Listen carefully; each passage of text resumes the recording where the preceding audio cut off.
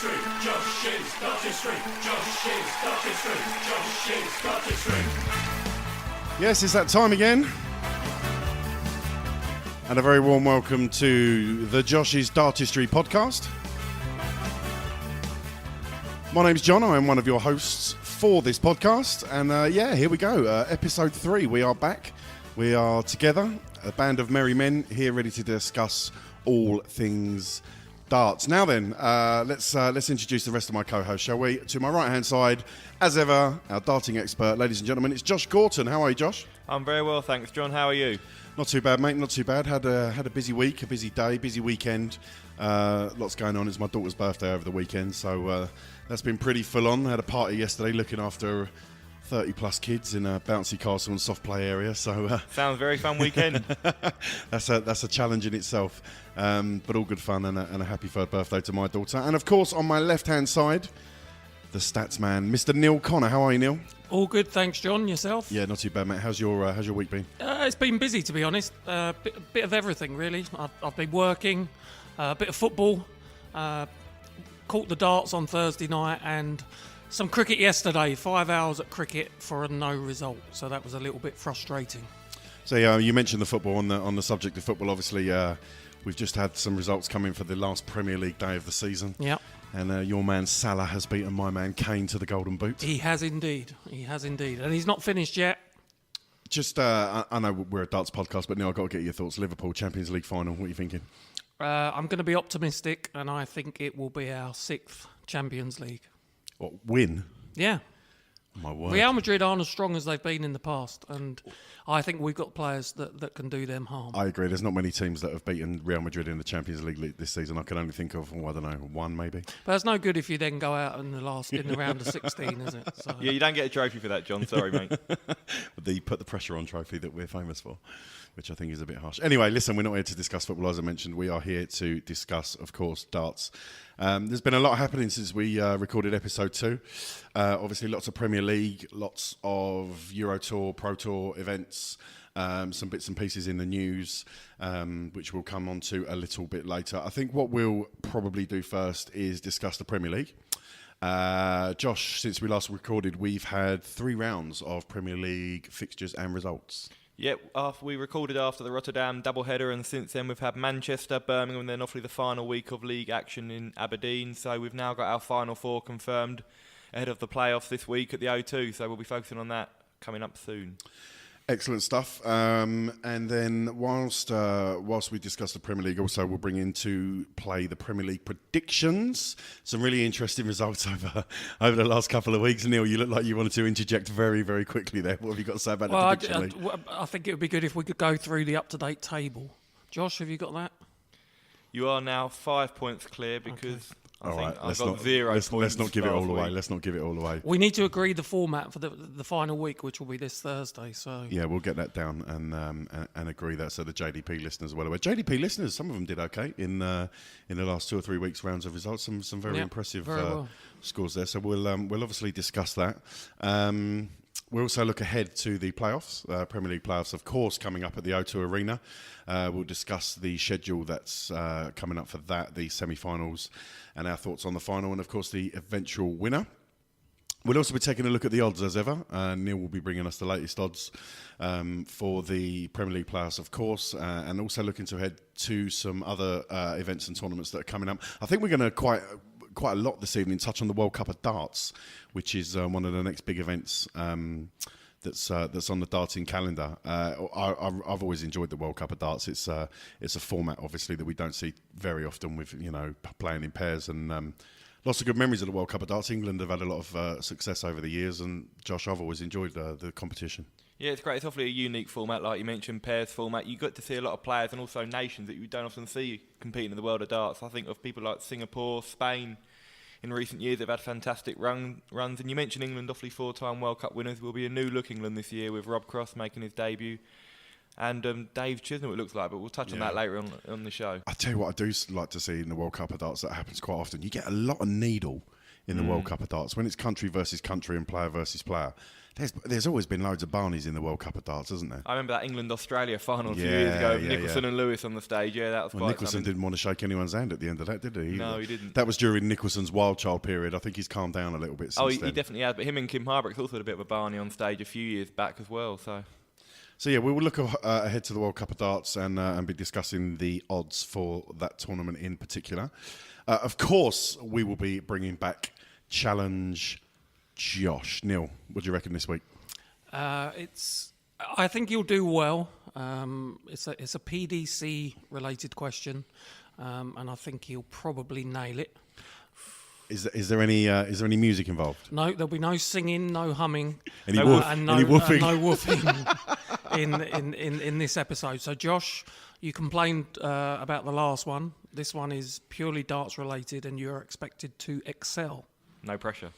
And then we will be moving on and talking about any darts-related items that have come up in the news lately. Neil, you got a few items for us this evening? Yeah, I think there's a number of things that have happened across the world of darts, not just in the PDC. So we'll touch on 4 or 5 items that have stood out to us over the past 3 weeks. Lovely. And once again, the JDP listeners, you lovely lot, you've absolutely overwhelmed us again with questions for us to answer on the show via our Twitter page and our Facebook page. And we've also got our very first audio question to play on the show. Somebody's taken the time to give us a ring on the voicemail box, 07739 738 329, and left us a question. And they've managed to do it without swearing, which... always a bonus. Always a bonus. So we don't have to edit that out. So yeah, that's the agenda for Josh's Dartistry podcast this week. However, before we complete the agenda, we've got a very, very, very special announcement to make, something that we're all looking forward to. Josh, do you want to tell us about that? Yeah, very excited to be speaking to Wayne Mardle this week ahead of the Premier League playoffs. We're getting Wayne's thoughts on the Premier League season so far, his standout moments, who's impressed him, who maybe has disappointed him, and obviously looking ahead to the Final Four, who he's backing to lift the title at the O2. Neil, Wayne Mardle was obviously a very, very key figure in and around the Premier League, commentator, pundit. You see him online, Twitter, and on the Sky Sports website, giving his predictions weekly. Very heavily involved in, well, obviously not just the Premier League darts, but all things PDC. Yeah, I remember watching Wayne play at the World Championships, coming out to his famous Hawaii 5-0 theme tune. He again, he's a real character, Wayne, and I think whenever you hear from him on the TV or you follow his Twitter feed, he's always interesting to listen to and a real character. Not a bad dance player in his day, even knocked Phil Taylor out of the Worlds, I think, once, Josh. Definitely, yeah. I think 4 or 5 World Championship semi-finals, Wayne. He, like I say, he always kind of played up to the kind of jokey persona, but he was a very, very good darts player, top 5 in the world for a number of years. It'd be interested when you speak to him to understand what his plans are from a playing perspective, because I know that the media side of things has kind of taken over, so it'd be interested to see what he says a bit later on that. Excellent stuff. So yeah, we can look forward to Josh's interview with Wayne Mardle.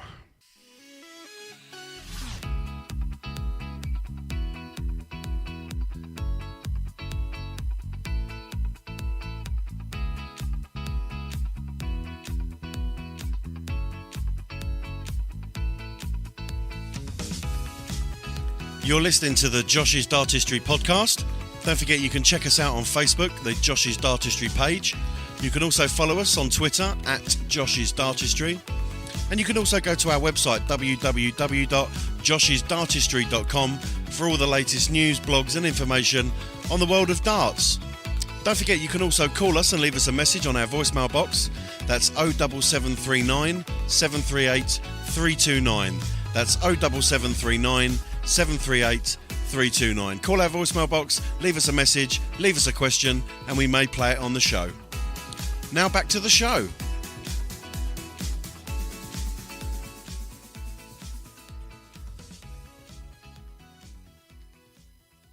Okay, welcome back to the JDP. Let's get straight into the latest darts results. Interestingly enough, guys, before we discuss Aberdeen, I believe while we're recording this Sunday evening, we are currently in the midst of the Dutch Masters. Josh, what can you tell us about that? Well, Steve Lennon, as we speak, has just reached his first Euro Tour final, beating Kim Hybrecht. He will face either Michael van Gerwen or Daryl Gurney in the final. Now, van Gerwen bidding for his 4th Euro Tour title of the year.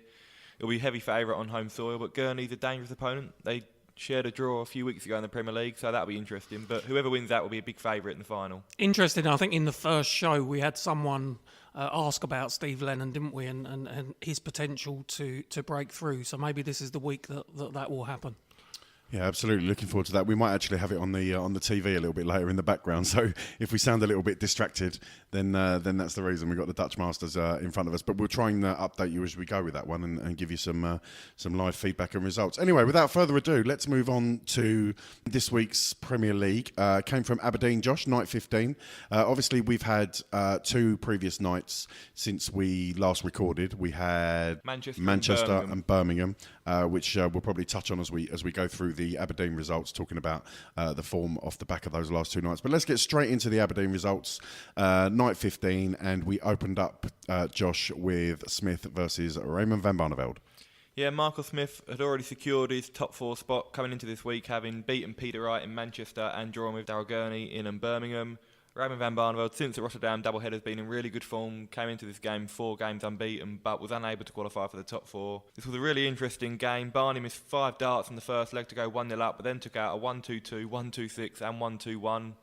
Smith also finished really well, 124, 107 finishes, both at 3-180s apiece. It was a topsy-turvy game, but Raymond van Barneveld came back in the last leg, 91 finished to secure a draw. Really good, entertaining game.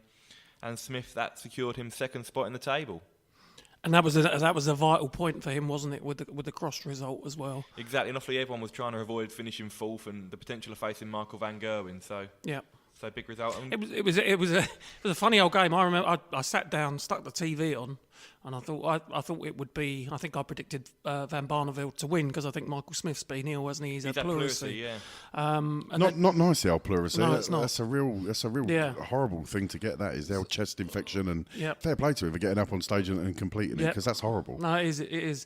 And then I turned it on, and I wasn't sure what to expect. I thought Smith would be off his game because of his illness, but all of a sudden, they just started going toe for toe and reining in these ton-plus finishes, and it was a terrific game to watch. I mean, Barneveld was always in control, I felt, in terms of the scoring. I mean, he missed darts, like I say, to go 1-0 up. He was 5-4 up, then missed 3 darts to go 6-4 up. But Smith, fair play to him. His timing was really good. Battled well, took out a really good 107 to get a point. Yeah, great game to start the night. I'll be honest, lads, on reflection of, obviously we'll touch on the remaining games in a minute, but for me, I thought it was match of the night, personally. Yeah, I agree. The amount of, you've already mentioned the ton-plus finishes, 4 out of the first 6 legs, ton-plus finishes. And listen, I've got to pay respect to Michael Smith. We've bigged him up on this show plenty of times. It's not like we've ever selected him off, but I noticed that Smith was 80-1 to win the title before the competition even started, and he was 3rd favourite to finish, to be relegated, sorry. So to see how he's finished in the league table moving into the playoffs, I dare say that Michael Smith backed himself to be in that position in the first place, but I'll take my hat off to him. I think he's been absolutely sensational, and I just hope he's fitting well for the playoffs next week. Yeah, of course. I mean, his debut Premier League came in 2016. He really struggled. I think he had to play 2 matches on the opening night that year because Gary Anderson was unwell, and he lost both matches, and that just put him on the back foot, and he got eliminated. Only got the 1 win across his first season, but he's shown real maturity, and he's shown how much he's come on as a darts player over those last 2 years. And listen, he's the outsider. Out the 4 players with the bookies, he's the outsider, but don't write him off because he's proven in the Premier League what he's capable of achieving. So obviously the conclusion of that game would be meant it was the last time we'd see Raymond van Barneveld in the Premier League for this season. Will we see him in next year's Premier League, Josh? I expect so. I mean, Raymond's such a big name in the world of darts now, and with Phil Taylor retiring, he's like the elder statesman of the sport. Obviously, it depends on how he does this year. He's already reached the Masters final. He's usually always good for a run in a big major, Raymond. Usually the World Championships, World Grand Prix, Grand Slam, he usually performs quite well in. I expect to see him in there, and I hope to see him. He had a good end to the season, Raymond, unbeaten in his last 5 games, and his last 4 were all against the top 4. Beat Michael van Gerwen, beat Gary Anderson, so he's shown signs of return to form, which is encouraging for all Barney fans. I think the other question is whether we'll see Josh if Raymond van Barneveld is not in the Premier League. Maybe he'll go into hiding. I'm off if he's out. Okay, yeah, of course we all hope we'll see Barney in the Premier League. Okay, moving on. Second match of the night was Simon Whitlock versus Rob Cross, Josh. Yeah, it also emerges, obviously, that Rob Cross has also been unwell. We didn't really know about it until recently, but he's pulled out this week's Dutch Darts Masters. He's been complaining of chest pain for a while, and he's damaged a cartilage in his sternum. Everyone seems to be ill and suffering from injuries and illnesses and God knows what else. Well, it's interesting. I mean, Rob Cross, this is his debut Premier League. Marco Smith's only his second Premier League, and they're both, compared to like Marco van Gerwen and Gary Anderson, the elder statesmen of the Premier League, they're more used to the schedule and managing it. It's such a draining tour now with tournaments every weekend, and I just think it's taken its toll on Rob Cross. Obviously, it's his first Premier League, and it was a scrappy game against Whitlock. I mean, he hit 5-1-80, scored pretty well, but never really had that consistency. 89 average, which for Cross is well below par, and Whitlock, he wasn't at his best, but he was really dogged, really resilient. He wanted to try and avoid finishing 8th in the league. It's funny you say the word dogged, Josh. Sorry to interrupt you. Just looking at my notes, the first thing I wrote down on my piece of paper for this game was Whitlock opens with a 15. Yeah, didn't really set his stall out there, did he? No. So fortunately, the quality did improve slightly, but yeah, I think you're right. It was a pretty dogged match. Did recover the quality as they went through the game, and I think 6-all probably a fair result in the end, Josh. Yeah, I think so. I mean, Simon beat Rob Cross 7-1 when they met in week 2, and Rob Cross was big favourite for this game. Got into an early lead, but missed chances for a double break, and Whitlock capitalised well and got a deserved point. I think it's not been easy for Whitlock. He started off really well, won his opening 3 games. A lot of people questioned his inclusion, but since then it's been a struggle. He's only won 2 of his last 11, I think, coming into this. So I think as the season's gone on, he's found it difficult to kind of maintain that early form he showed. I also think when you're down the lower end of the table and you know that you've got no realistic chance, it's hard to get yourself up for winning these games. And I think it goes one or two ways. It's either, like you say, you're kind of resigned to your fate and you struggle to get the motivation, or it kind of releases the shackles a bit. You play with freedom. There's no pressure on you. And I think that's what Barnabas said when he played Gary Anderson. He went up there just relaxed, played his game, 101 average. So it can go either of two ways, I think. I think it'll be interesting to see how Cross is. As you said, Josh, he's got this injury, and hopefully the weekend off will do him some favours. Because, as you say, it is a gruelling schedule. You've got Thursday night Premier League, and then you're travelling either Thursday night itself or Friday for these Pro Tour or Euro Tour events that can go on till Sunday. And then it's back to Monday preparing for the Premier League on the Thursday the following week. So it's tough, and it's mentally demanding, I think. And not easy. No, that's the key. I mean, like you say, it's Rob's first appearance in the Premier League this season, and it's impossible to maintain that your top level when you're playing all these tournaments day in, day out. Gary Anderson doesn't play any of the Euro tours, and I think that could be quite telling come finals night. He'll be relatively fresh in comparison to the others, so we'll see how that goes. Okay, yeah, so that was our second draw of the evening, and that meant that Gary Anderson had to beat Michael van Gerwen to leapfrog Rob Cross, and we'll touch on, obviously, van Gerwen and Anderson's match in a moment. But next up was Peter Snakebite Wright versus Daryl Superchin Gurney, Josh.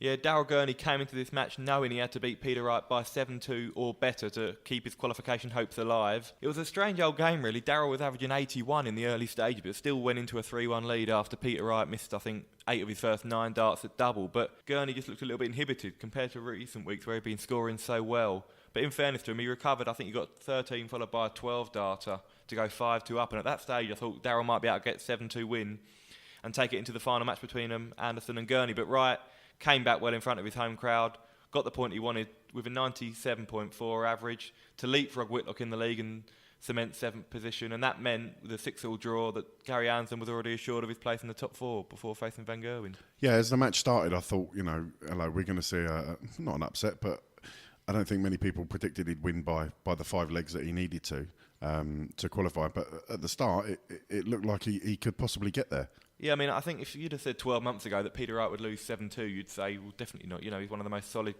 campaigners on the circuit. But Peter Wright has suffered, I think, 4 7-1 defeats this year, including 3 in a row. So he has been susceptible to getting thrashed in this Premier League, and he's been inconsistent. So when he went 5-2 up, Daryl, I thought he was going to do it at one stage.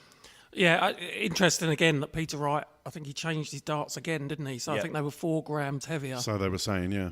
Well, Peter Wright, up into the 4th leg, I noted that Peter Wright had missed 9 double attempts up to that point. Yeah. And I think he was struggling a little bit, and that's what made me think that, Gurney could actually do this. I think in recent meetings they've had in the past, Gurney's gone into like a 5-0 lead in 2 of the last three games they've had, and I thought if he could, when he got 5-2 up, I really thought it was on. But he never really was at his best, Gurney. And Peter Wright, in front of a home crowd, was roared on by them. And He got the draw he needed to leapfrog Whitlock, and it's not been a great campaign for Peter Wright. He was a finalist last year, finished 7th this year. Took him a long time to get going, didn't it? Yeah, he's obviously had his gallstones Exactly. at the World Championship last year, and I don't think he's ever really got back to his top form since then. Although it's strange, he's beaten Marco van Gerwen twice in this Premier League, and he's got nothing to show for it. Yeah. Plenty of home support though for Peter Wright from the crowd. Yeah, definitely. And a solid enough Premier League performance from Daryl Gurney overall, I think. Yeah, definitely. I mean, Daryl Gurney, I think the only frustration for him is early on it took him, I think, until week 7 to get his first win on the board. He drew 4 of his first 6 games and was in charge of games against Barney, Price and Anderson, a quite big lead, and was just unable to close it out. And those draws early on cost him. I mean, he's only lost 4 games. Yep. But 8 draws is just too many. I think he only won 4 games. Whereas you compare to some of the other players, 7 or 8 that was a deciding factor. Whoever was in charge of the music for the Wright Gurney game, I don't know if you noticed it. Once it got to 6-4, somebody started playing the music. Oh really? Because they thought I think somebody thought the match had ended. I was blogging for the Sky, so I was too focused. I missed that. There was a bit of confusion, and then all of a sudden the music cut out, and they carried on playing darts again. So somebody got fired that night.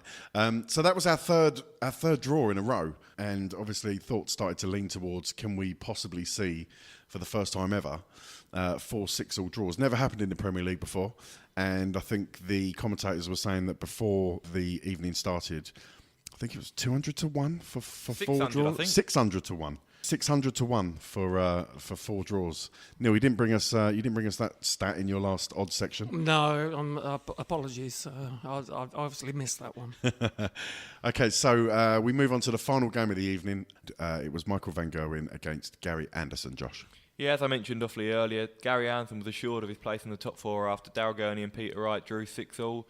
But there was still a fair bit to play for Gary Anderson, because he wanted to try and avoid finishing 4th and playing Michael in the semi-finals, and he did just that with a really good performance. And he's not beaten Michael van Gerwen in the Premier League since 2015, interestingly. Yeah, and that was in the final, I think, when they met. So it was a big win for Anderson. Obviously, in front of his home crowd in Scotland, he always gets incredible support there, almost similar to Barney's level of support in Holland. There were a few boos for Michael van Gerwen, God bless him, when he came out. All good-natured, though, and I think Michael took it as that. But it was a strange old game, really. Michael only at 180, which is unheard of for him, and Anderson dominated the scoring stakes, took out a brilliant 1-2-1 to go 3-2 up, which was a turning point, and then at 5-4, I think with Van Gerwen ready to level at 5-all, Anderson took out 112 for a point. But it was amazing. Michael, I think, missed topped for a 160 twice in the game, and also missed a ball for a 170, so it's just fine margins. One of those goes in, it's a different game. I wanted to touch on the fact that Michael van Gerwen playing in Aberdeen, normally a very happy stomping ground for Michael van Gerwen, because he of course hit his record TV average of 123.4 in 2016 when he beat Michael Smith 7-1. Yeah, I remember that night. It was an incredible performance, and I think Michael was on course for 134 at one stage. I think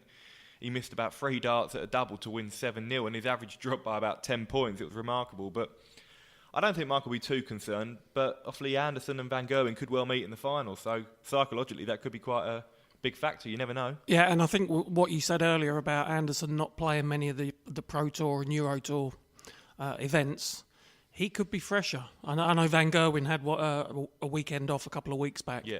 But mentally, he may be fresher, and he played very, very well. And Anderson's got experience of being in the Premier League now for a number of years, so he knows what it takes. He's won it twice. He knows what it takes, and he's going to be one to watch, certainly. And I think it could well be an Anderson-Van Gerwen final, especially with the illness that Smith and Cross are suffering with at the moment. What struck me in the match, lads, was particularly after the first 4 legs, the pace. I mean, the speed of that game was absolutely rapid. There were 2 breaker throws to start us off, and by the time we got to the 4th, I looked at my watch and we'd only been playing about 10 minutes. I was like, blimey, they were absolutely rapid fire start to that game. I couldn't believe it. I was obviously, like I say, I was at Sky that night blogging the action, doing the live updates, and every time I was kind of finishing a comment for a leg, I was looking up and they were on a finish again. It was just incredible, the pace. But they both enjoy playing against each other. They said that because there's no mind games, there's no tactics to try and slow each other down. It's just get up, throw, whoever throws the best wins, and the biggest rivalry in darts at the moment. Even though Rob Cross obviously had that fantastic win against Van Gerwen at the Worlds, and Peter Wright is the world number 2, I think Anderson and Van Gerwen's a game everyone wants to watch. On commentary, they alluded to the fact that it was a bit of not a strange match, but a strange situation, in as much as that, they were commenting on you wouldn't get this situation in any other competition or any other sport, really, because they were both obviously safe and through, but it was more a case of working out who they were going to play in the semi-finals. I don't think anyone ever thought that either of them would take their foot off the gas or try and manufacture a result to work out who they were playing in the semi-finals. But it was a bit strange that they were both up there, they were both qualified already, and really we were just playing for the pick of the draw in the semi-finals. But I think no one wants to go into the playoffs on the back of a defeat. No, it's like you can't turn your form off on and off like a tap. It's difficult, and I think I don't think Van Gerwen, he's so confident in his own ability. He's won so many tournaments this year. I don't think he'll be affected by that, but I think with Anderson, that gives him a massive confidence boost. But it's quite funny because obviously his victory means he's finished third in the table. He'll now take on Michael Smith, and he admitted he'd rather have played Van Gerwen than Smith because obviously him and Smith are good friends. He's mentored Smith. So I think they both find it difficult to play against each other. So he said he'd rather played Van Gerwen. Do we believe him? I'm not sure, but... Also during that game, it was nice to see the camera cut to Big John Henderson was in the crowd that night, and the camera cut to him a couple of times. How is John? Josh, have you got any updates for us on Hendo? How he's been doing, what he's been up to? No, he's had a good start to the season on the Pro Tour, and obviously last year was his best season in the PDC to date. Reached the World Grand Prix semi-finals, beat Van Gerwen and Van Barneveld en route. Also had a good shine at the World Championship and beat Daryl Gurney there. So yeah, John's in good form at the moment. Excellent stuff. Maybe one day we'll see him in the Premier League up on the oche himself rather than in the crowd. Okay, moving on. Premier League playoffs take place at the O2 next week. Before we actually discuss the fixtures and the games and what we think is going to happen, Neil, I want to get your thoughts, because I know you've been there. Your thoughts on the O2 as a darting venue. Personally, I prefer Ali Pali. Yeah. Why? I just think it's a better size of venue. Do you think the O2 is too big? I do feel it's too big, because the two times I went, one time I was upper tier, one time I was lower tier. For some reason, it was very raucous, and trouble broke out both times. So it just seems a more boisterous atmosphere, which I've never really experienced at Alexander Palace and at the Circus Tavern before. So for me, Ali Pali far outstrips the O2. Josh, you ever been to the O2? I have, yeah, only as a fan to watch a few Premier League playoffs. Like I say, and the darts itself was brilliant. But I see what Neil's saying in terms of the venue. Ali Pali Circus Tavern are more intimate, whereas the O2 you can be quite far away from the action. But yeah, it should be a fantastic night. The four best players in this Premier League have all made the top four, so may the best man win. Okay, so Premier League playoffs at the O2. The semi-finals are as follows: Michael Smith versus Gary Anderson and Michael Van Gerwen versus Rob Cross. I suppose really, lads, we need to discuss where we see this going. Let's talk Michael Smith versus Gary Anderson first. Josh, how do you see this playing out? Well, they've both met. Obviously, they've played each other twice so far in the league phase. Michael Smith beat Gary Anderson 7-5 in week one. Gary was struggling with a back problem at that point. Yeah. They met again in Rotterdam, and Anderson did a job on him. Fantastic performance, 109 average. It's going to be a tough one, but I think Gary Anderson comes out on top. We know Michael Smith, as we've mentioned, has been unwell, been suffering with pleurisy. But I think, irrespective of illness, I think Gary Anderson's got the experience. I think Michael Smith, because he's so friendly with Gary Anderson, he looks up to him. And I think sometimes he almost shows him too much respect on the oche. I think Anderson, obviously, he's experienced finals night on many occasions. And I think with Smith, he's been so impressive. But the one negative of his Premier League campaign, we look there, he's got 5 losses. And all of those have been against players in the top 4. Lost twice to Van Gerwen, lost twice to Rob Cross, and obviously lost to Anderson. So he's struggled against the best players in this tournament. And I think Anderson comes out on top in that one. Okay, Neil, thoughts on the Smith v Anderson? Yeah, I agree. I think it's going to be an Anderson victory. I think he's coming into form, maybe a bit refreshed, as we've spoken about. Smith has obviously had pleurisy, as we've mentioned. Looking at this weekend's result, I think he got knocked out of the Euro Tour event 6-0 to Stephen Bunting. Surprised he's taking part, if I'm honest. I think the only reason he said he was taking part is because this was the final week before the World Cup cut-off. Right. And he was desperate to try and win the tournament, which would have got him in the World Cup with Rob Cross. So fair play to him. But good on him to honour his commitment and try and make the World Cup team. But losing 6-0 in the lead up to, a big night on Thursday for him is not ideal preparation, especially when you've been ill as well. So I think Gary will win, and I think it will be comfortable as well. Okay, we'll discuss our predictions in terms of scoring a little bit later. But yeah, I mean, I probably agree with you two both. I don't really see anything other than a Gary Anderson victory in that one. Probably sounds a little bit unfair, probably stacking the odds too heavily in Gary's favour. As I mentioned earlier, I've been really impressed with Michael Smith, and to finish second in the league table could all be to play for, but I would still back Gary Anderson to progress into the final, and that would be my tip. Michael van Gerwen versus Rob Cross will be our second semi-final. Josh, what you got? Yeah, Michael van Gerwen and Rob Cross, obviously, when we talk about that fixture, we all remember that incredible game at the World Championship, the semi-final. I think the best game I've ever seen live, sudden death decider, which Rob Cross won. But they've met twice in the Premier League since then, and on both occasions Van Gerwen's come out a 7-2 winner. Averaged 111 against Cross in Birmingham just a couple of weeks ago, which is the highest average in the league phase so far. And I think Van Gerwen comes out on top. He's going to be a bit of a wounded animal after losing to Anderson last week. Rob Cross has been unwell, as we say, in the last few weeks, and I think he's coming into this form without a win in 5 games. 3 draws, 2 defeats. So I think it all points towards a Michael van Gerwen victory. Neil, Van Gerwen, Rob Cross. I will agree with Josh that I think Van Gerwen will win. I don't think Cross, from having watched him over the past 12 months, is intimidated by Van Gerwen. I don't see him getting intimidated by anything. But again, as Josh said, his form in this has not been great leading into this week. And also, we don't know what the after effects of his injury is going to be. If you've got a chest injury and you're a darts player, it seems to me that that's going to make life a little bit difficult. So if they were both fit and healthy, I think it would be very, very tight and could go either way. But I think based on circumstances, I would go with Van Gerwen. I would probably again go with you too. I see Van Gerwen winning this. I don't think he's going to railroad him by any means. Rob Cross is our world champion after all, and he's finished in the top 4. But I just looking at his form there, we've just got the league table in front of us. Lost, draw, lost, draw. Doesn't seem really to be on a run of form at the moment. Michael van Gerwen, as we know, he's had those losses against Barney and of course Ando in Aberdeen the other night. But I just think Michael van Gerwen will progress and beat Rob Cross.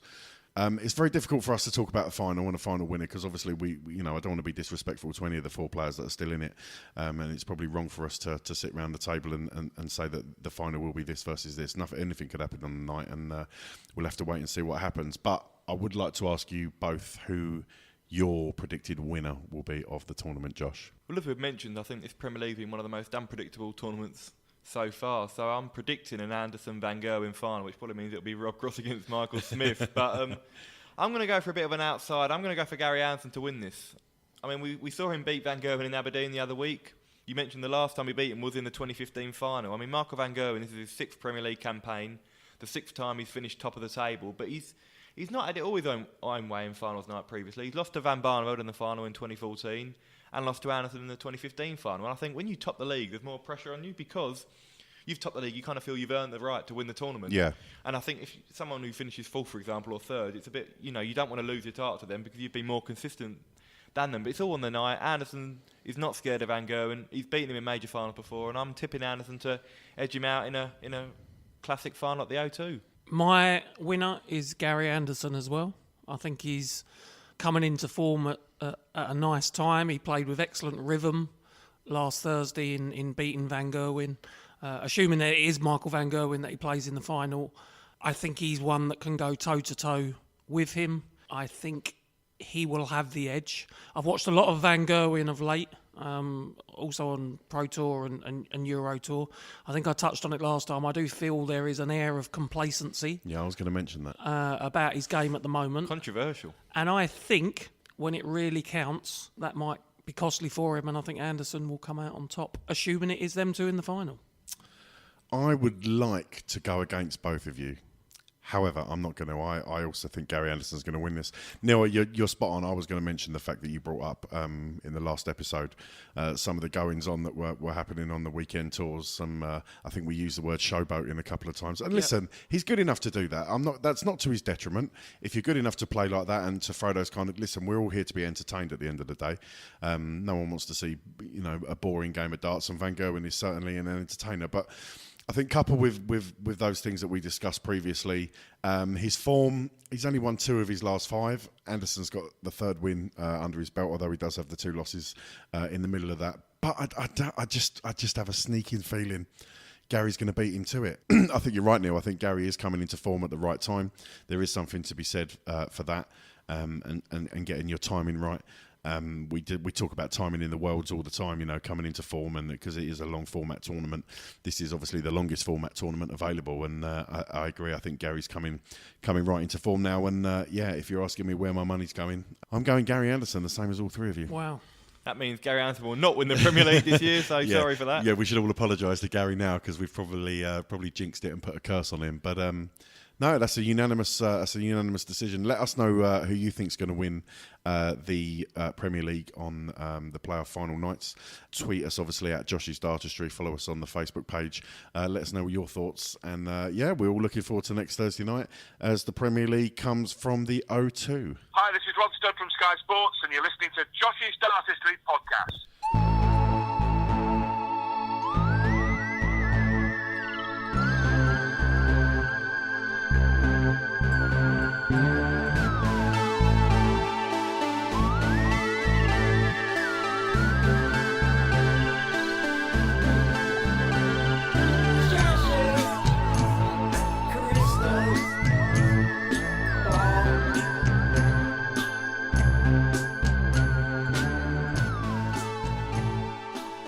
Okay, so Premier League playoff predictions. Michael Smith versus Gary Anderson in one semi and Michael Van Gerwen versus Rob Cross in the other. Interesting to note, the semi-finalists, Josh, they pick up £80,000 for appearing in the semi-final. The runner-up picks up a cool £120,000, and our winner will receive a cheque for £250,000. Not bad for a night's work. It's not a night's work, is it really? Because it's been going on for 16 weeks. But pretty good prize money in the Premier League, Josh. Yeah, not a bad payday at all. Like I say, great incentive for the players, although they don't really need one. Obviously, the status of being Premier League champion is enough of a incentive itself. But yeah, not a bad payday. How does that? The winner, 250,000. How does that compare to the Worlds? What's the prize for the Worlds? The Worlds now is 400,000. Wow. You win it. That's the biggie. But the Premier League is the second highest prize money for the winner. Okay, and before we predict, obviously, we need to note the fact that the format in terms of the scoring is slightly different, Josh. I believe we are first to 10 in the semi and first to 11 in the final, is that right? Yep, best of 19 in the semi-finals, best of 21 in the final, so the longer format, in theory, should suit the likes of Van Gerwen, who are, the longer the format you do, the tougher they are to beat, but in his case, obviously, he lost to Rob Cross in a best of 11 set semi-final of the world, so you never know. Okay, so JDP listeners, obviously do bear that in mind when you give us our predictions, first to 10 in the semi and first to 11 in the final. We're going to predict the scores and the result of the two semi-finals. What we're not going to do is give the score for the final because obviously we don't know who the finalists will be. But what we will do, we'll pick our winner. And I believe, Neil, we're going to offer 5 bonus points to ourselves and the JDP listeners for picking the correct winner. And then how many points do we get from predicting the correct score from the semis? Okay, so the rules for the semi-final will be as they've been over previous weeks. So it'll be 3 points for a correct score. But if you don't get the correct score and you get the match result right, you'll still earn a point. There will be, as you say, an additional 5 points awarded for those that correctly predict the winner of the tournament. But as you say, we will not ask for the score in the final because we don't know who the finalists will be at this stage. Yeah, fair. Okay, so let's delve straight in. Let's go to Josh first. Michael Smith versus Gary Anderson. Yeah, we touched on this briefly a few minutes ago. It'll be a quick-fire contest, but I'm backing Anderson to win 10-6. I think his experience will pay dividends. Smith being unwell with pleurisy, so I think it all points towards an Anderson victory here, 10-6. Neil? I'll go 10-5. And I will go Gary Anderson 10, Michael Smith 7. I think it's going to be a little bit tighter than you two. Some tactical... Well, let's be honest. Looking at the league table, which I'm sure we'll touch on shortly, we need to. But the fact that we've already previously mentioned we've all backed Gary Anderson to win it, and then we're not really going to be gaining much advantage on you. I could go tactically, back Van Gerwen and nick another 5 points against you, but I've already declared my belief that Anderson will win the tournament, so that would a bit of foul play there, really, so I can't really do that. Okay, moving on. Josh, second semi-final of the night will be Michael Van Gerwen versus Rob Cross. What do you fancy? Again, it's a tough one to judge because we don't know how Rob Cross is in terms of his injury, whether he'd be 100% fit or not. I think Van Gerwen wins anyway, but I'm going to say Michael Van Gerwen will win 10-5. Neil? I will also go 10-5. Oh, that is tactical. That is very, very tactical. I'm not impressed with that. Well, on that basis, I'm going to say Michael Van Gerwen is going to win 10-6. Can I change my scoreline? No. Whoa, hang on a minute. What's Whoa. all this about, Josh? Can I change my score? Well, he's in the lead. Neil knows what he's doing. It's slyness from him. Don't hate the player, hate the game. I think really I should have been asked second on this occasion. All predictions are legal and binding, I'm afraid. Josh, no, you can't change your score. Sorry, buddy. I'm off. See you later. That's just me and Neil to finish the show. Now we're in trouble. Okay, so that's our predictions for the semi-final, the winners of the semi-finals, and indeed the scores. Josh, I now want you to confirm your winner of the Premier League. Hang on.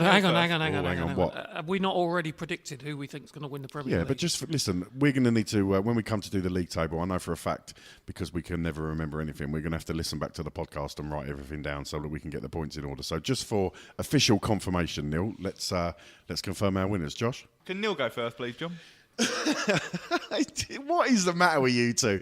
As I've said before, this is supposed to be a bit of fun. Actually, you can go first, John. Gary Anderson, Neil. Gary Anderson. Josh. Michael van Gerwen. Oh, hang on. We've got to keep it interesting. I've changed my mind. Michael van Gerwen. I think you've just lost a lot of respect from the JDP listeners. All three of us probably. Neil, what'd you make of that? I'm not happy, I have to say. Are you seriously going... All predictions are legal and binding, Neil? Are you seriously going Van Gerwen? Yes. What are the standings, Josh? Have you got them? I haven't got them to hand, but you are now 5 points clear because... So those 5 points then could be quite important. They could be, but those 3 points where I predicted a Van Gerwen 10-5 winning at the Cross could also be quite important. But what about the 2 minutes you spent justifying why Gary Anderson would win it? For you now to predict that Michael van Gerwen will win. Yeah, but hang on. 5 minutes is a long time in darts. Let's say Smith beats Anderson. He gets nothing for that. Let's say Cross beats Van Gerwen. He gets nothing for that. And then he's not going to get 5 bonus points anyway because his pick isn't in the final. Michael van Gerwen's not in the final. And Gary Anderson's not in the final, so you would stay 5 points ahead. Listen, my own personal situation, I'm bottom of the league. I don't think I can catch up anyway. But you're assuming that him going Michael van Gerwen, he's going to get the 5 points. Might not even get to that stage. I think you're being very disrespectful to some of the players still in the competition, Neil. I'm not being disrespectful. I know he's just changed it to give himself a chance of winning the competition. He said Gary Anderson would win. I didn't say he would win. I said I thought he might have the edge. But so why now, 5 minutes later? Well, Michael van Gerwen's just reached the Dutch Darts Masters finals. We've just seen he's beaten Darryl Gurney 7-6. He's got the form on his side. Live updates from the Dutch Masters coming through. So I'm backing Van Gerwen to lift his 4th Premier League title. Okay. Neil's livid.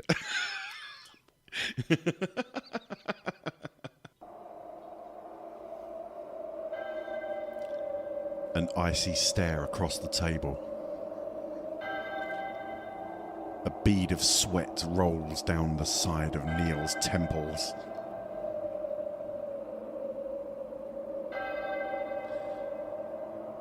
Right, enough of that nonsense. Let's move on. Okay, so they're our predictions. Don't forget, guys, we really, really want to hear from you, the JDP listener. We want to hear your predictions for the playoffs at the O2.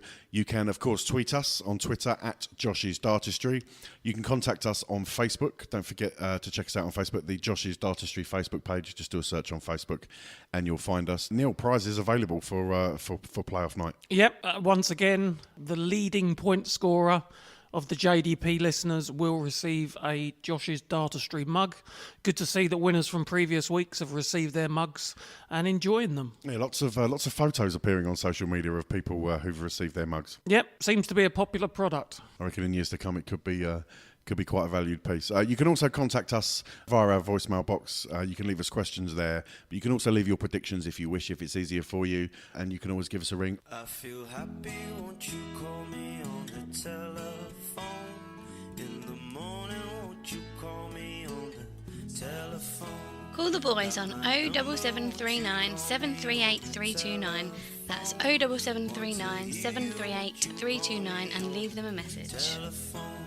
Okay, it's now time for this. Cool, what are the odds?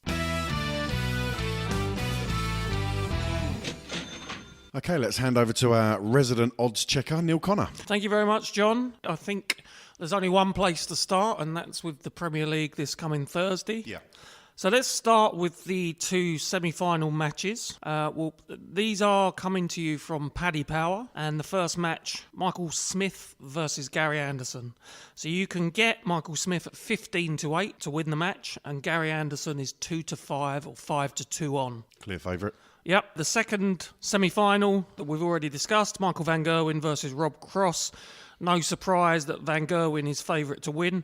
Rob Cross 4-1, which Decent I think value. is very good value for the world champion. And Michael van Gerwen 6-1 on. So that's the semi-final matches. And then to win outright, Josh, who do you think will win? Let's not do this again. Come on. No comment. I just think 2 minutes have passed. He may have changed his mind again.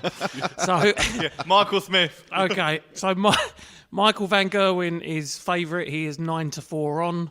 Gary Anderson second favourite at 7-2. So again, some decent value for Gary if you think he's going to do it. Rob Cross, the world champion, 8-1. Very good odds for Rob Cross. And Michael Smith, the outsider, at 10-1. And as I mentioned earlier, before the tournament even began, Michael Smith 80-1 to win the tournament. Yep. That's obviously come crashing down now that he's into the semi-finals. Yeah, we've seen outsiders win it in the past. Barneveld, when he won it in 2014, was the full favourite. He beat Taylor and Van Gerwen on the same night to win it. And Michael Smith, we've seen he's had a fantastic Premier League season, so can't write him off. I think all four are capable, let's be honest. They've all beaten each other, over the years and over various tournaments. But obviously, Neil, there are two clear favourites there. Yeah, and I think as we said in our predictions that they're the two that we expect to make the final. But there is some value, particularly in my opinion, for Gary Anderson. Well, you say that. Breaking news. Josh has just changed his mind and he's gone for Rob Cross. Okay, Neil, what else you got for us, buddy? Okay, so moving over to the World Cup of Darts. Odds again, this time brought to us by Sporting Bet. Sorry to interrupt you, Neil. Josh, when is the World Cup of Darts? The World Cup of Darts starts at the very end of May and continues into early June. So a couple of weeks it starts in Frankfurt. In Frankfurt, excellent stuff. Okay, Neil, sorry, go on. Okay, so Josh, who do you think will be favourite? I think you can't look past the Netherlands with Michael van Gerwen, and it should be Rami van Barneveld, probably Scotland's second favourites, I'd imagine.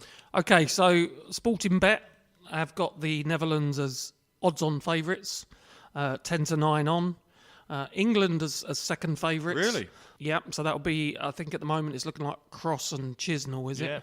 So Lewis misses out. Yeah. Well, Michael Smith really, he was the closest challenger to. Yeah, no, fair play, yeah. Yeah, so England second favourites at 5-2.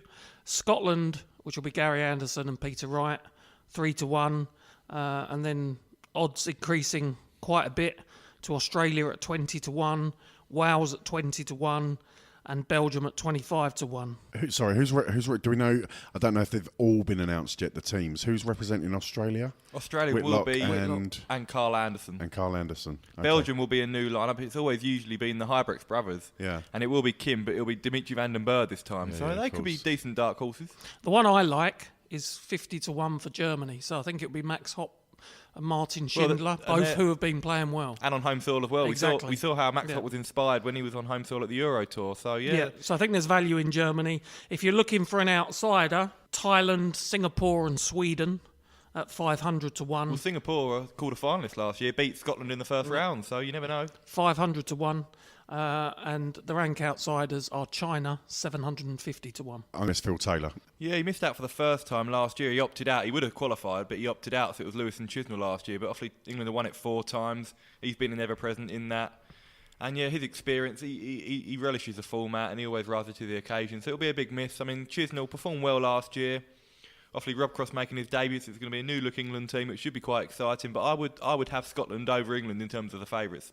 Although Anderson and Wright have never really gelled as a partnership yet. They've got I think they'll be the number 1 seed in terms of the rankings. But yeah, it'll be interesting. It's a different situation and scenario for the players. Obviously, it's a different scenario for us as viewers and fans of the sport. But it is a different scenario for the players. Obviously, they travel a lot around together on tour, probably staying in the same hotels and buddying up when they go around the country playing the various tournaments. But representing their country alongside each other in the team format, obviously being on the oche at the same time, and then once you go into the singles matches as well, a little bit different experience for the dart players, Neil. Yeah, absolutely. I think these guys play on their own all year round, and then suddenly they're forced into a team situation, and I think you see it in other sports. You see it in tennis, you see it in golf when it comes to the Ryder Cup, that not everyone plays as freely as they do as when they're playing on their own. So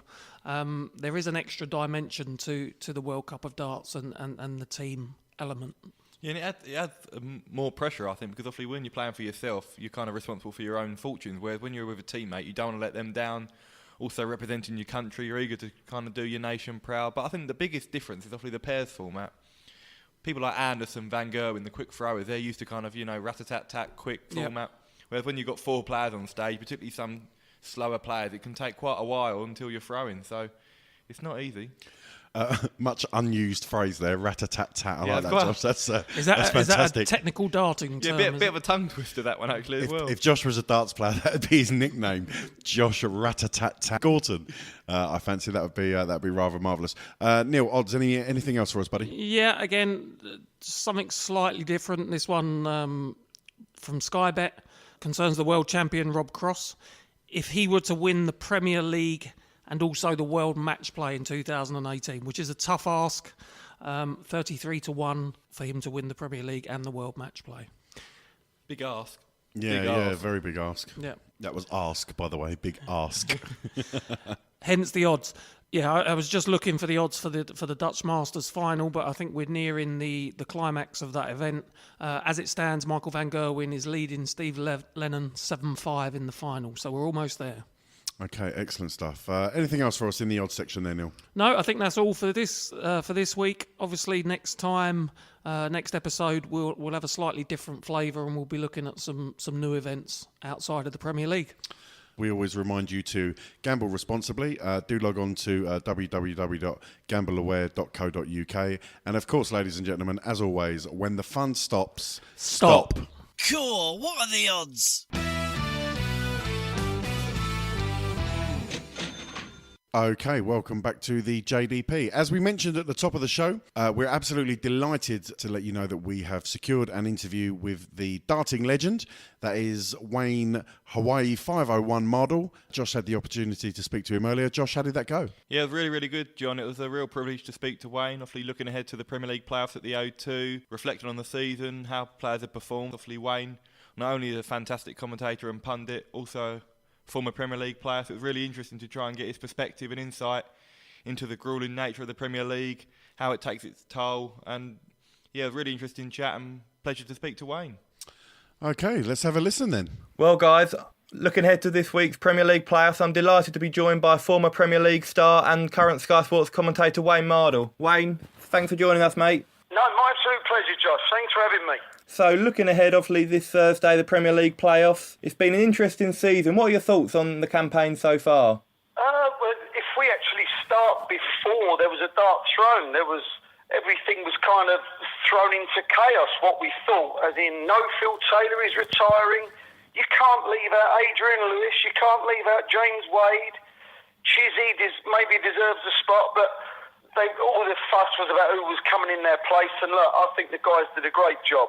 Even Mensur Sulovic and Gerwin Price, who got eliminated, they come in, they took the ball by the horns, they tried as best they could, and for those two it didn't work out. But it doesn't mean that it was to the detriment of the tournament. I thought Mensur was superb. His timing was just awful. Yeah. In every game he played, he'd have a great leg against the darts and maybe miss a dart for, say, 11 and 12 and then not win, and someone would bake him in 12. So he's 2-0 down and he's hardly thrown a bad dart. And that happened too often. Unfortunately for Gerwin Price, I think it all come a bit soon in his career. I think he'll be a bit more clued up if he ever gets the chance again. But as for everyone else, I think they've really acquitted themselves very well, and all the sceptics that thought that this year's Premier League was going to be boring and dull because the old guard, if you want to call them, the regular names weren't in there, then I think it's good for the future Premier Leagues that you can put in who you like and it'll work. No, definitely. And obviously you mentioned there the old guard. This was a very new look Premier League with 4 debutants. So do you think that was what the tournament needed, a bit of freshening up? Do you know, I think it did. Like you said, I've played in the Premier League, and you do get to the point of this is just another tournament, another Premier League. You do get that way. It's like anything in life.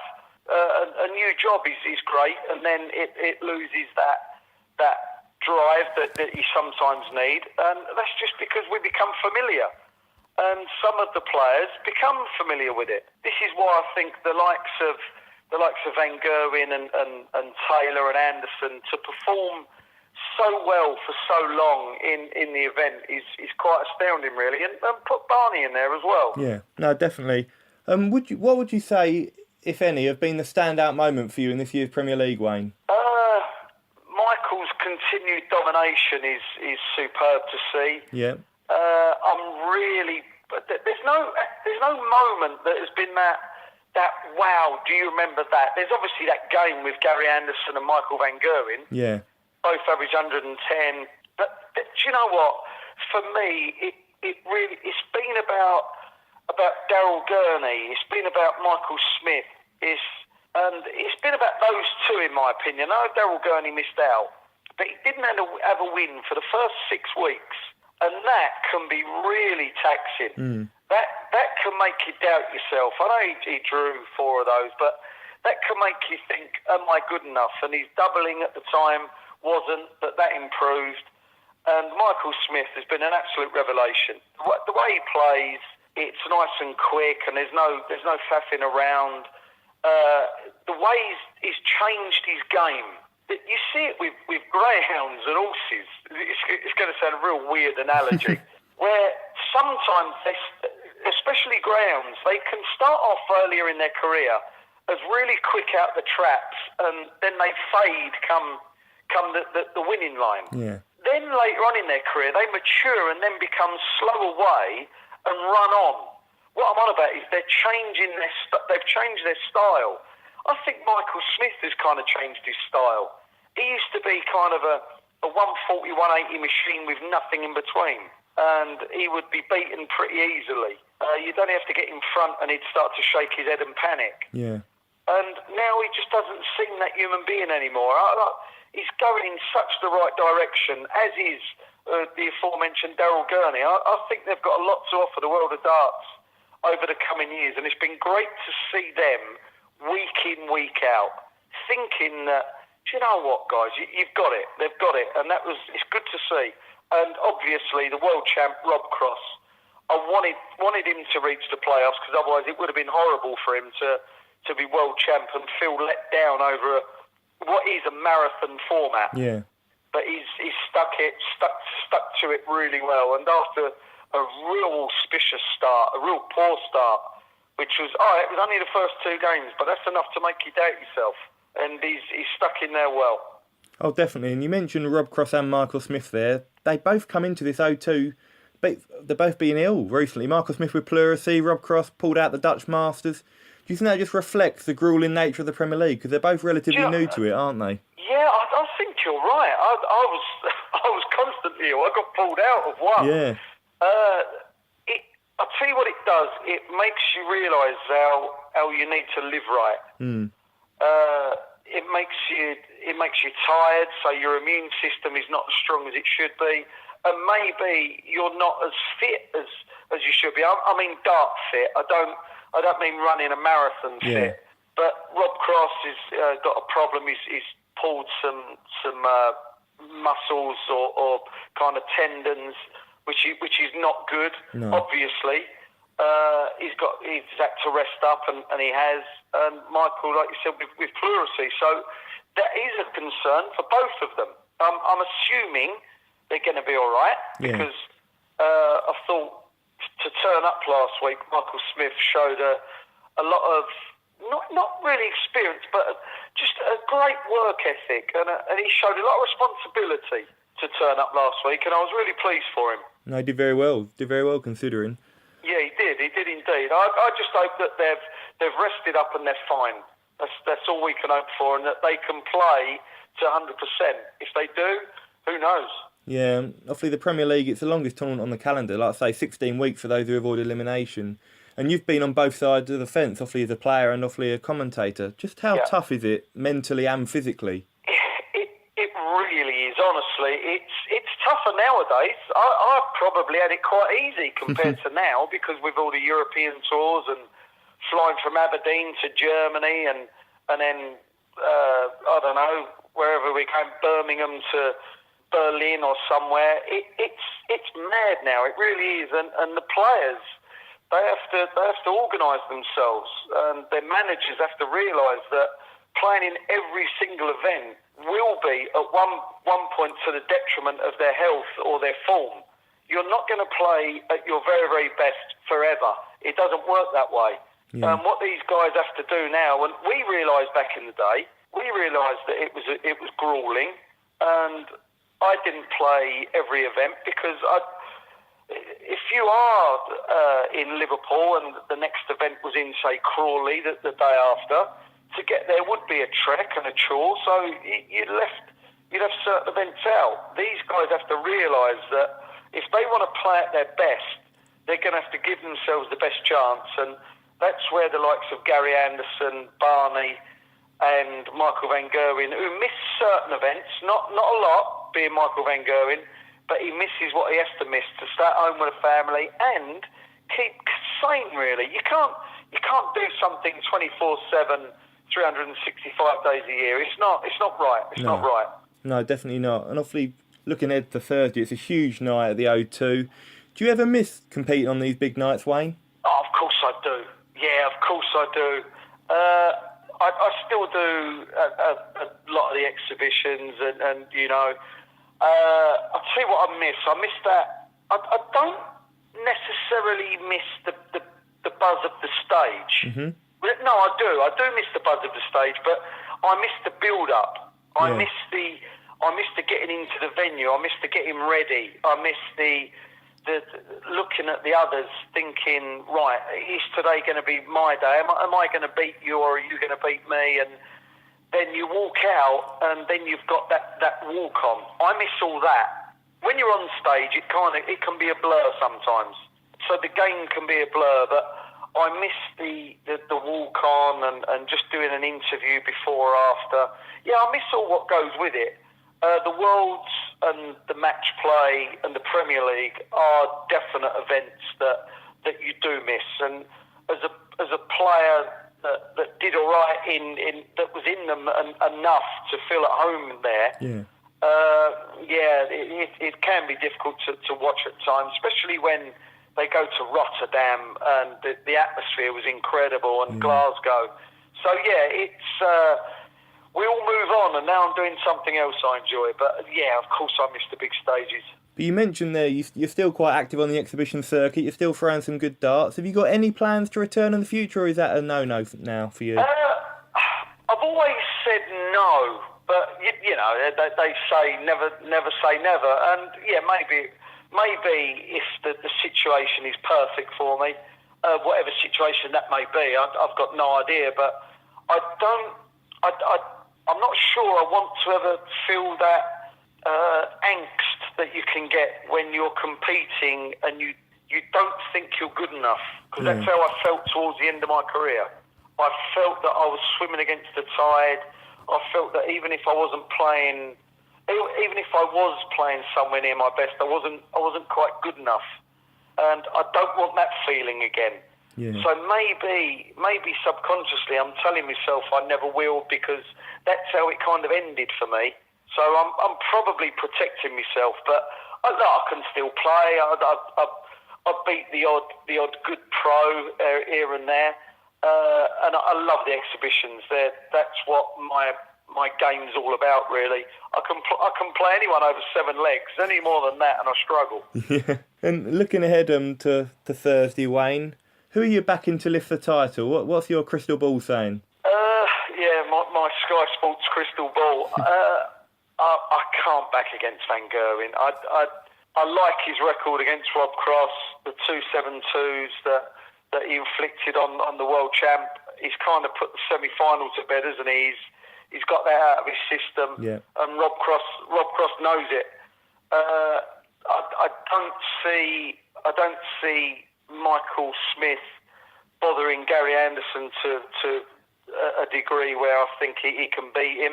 Yes, I think it'll be close-ish, but I think Gary gets his man, and his record over him the last sort of 4 years, I think it is. He's only lost once, and that was when Gary had a really bad back on night one. And I just want to see Gary and Michael go at it in the final, and if they do, it could be anything, couldn't it? Oh, it could be, definitely.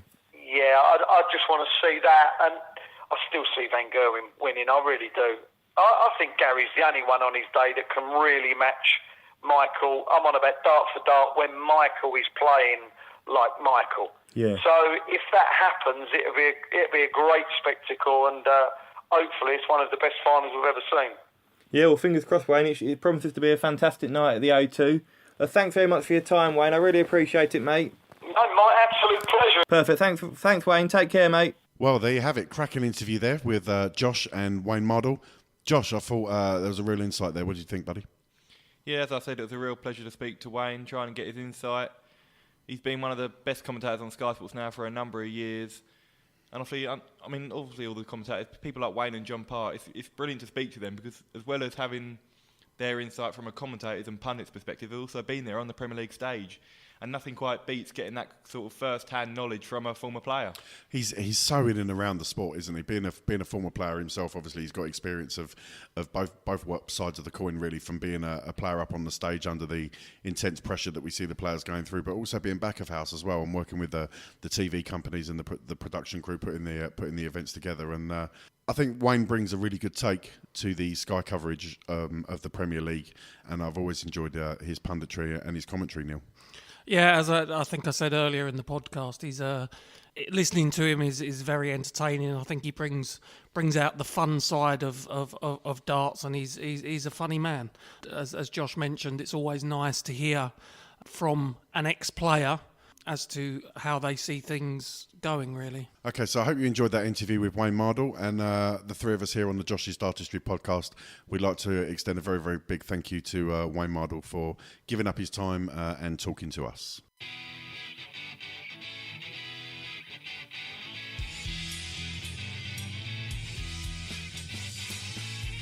You're listening to Josh's Dartistry.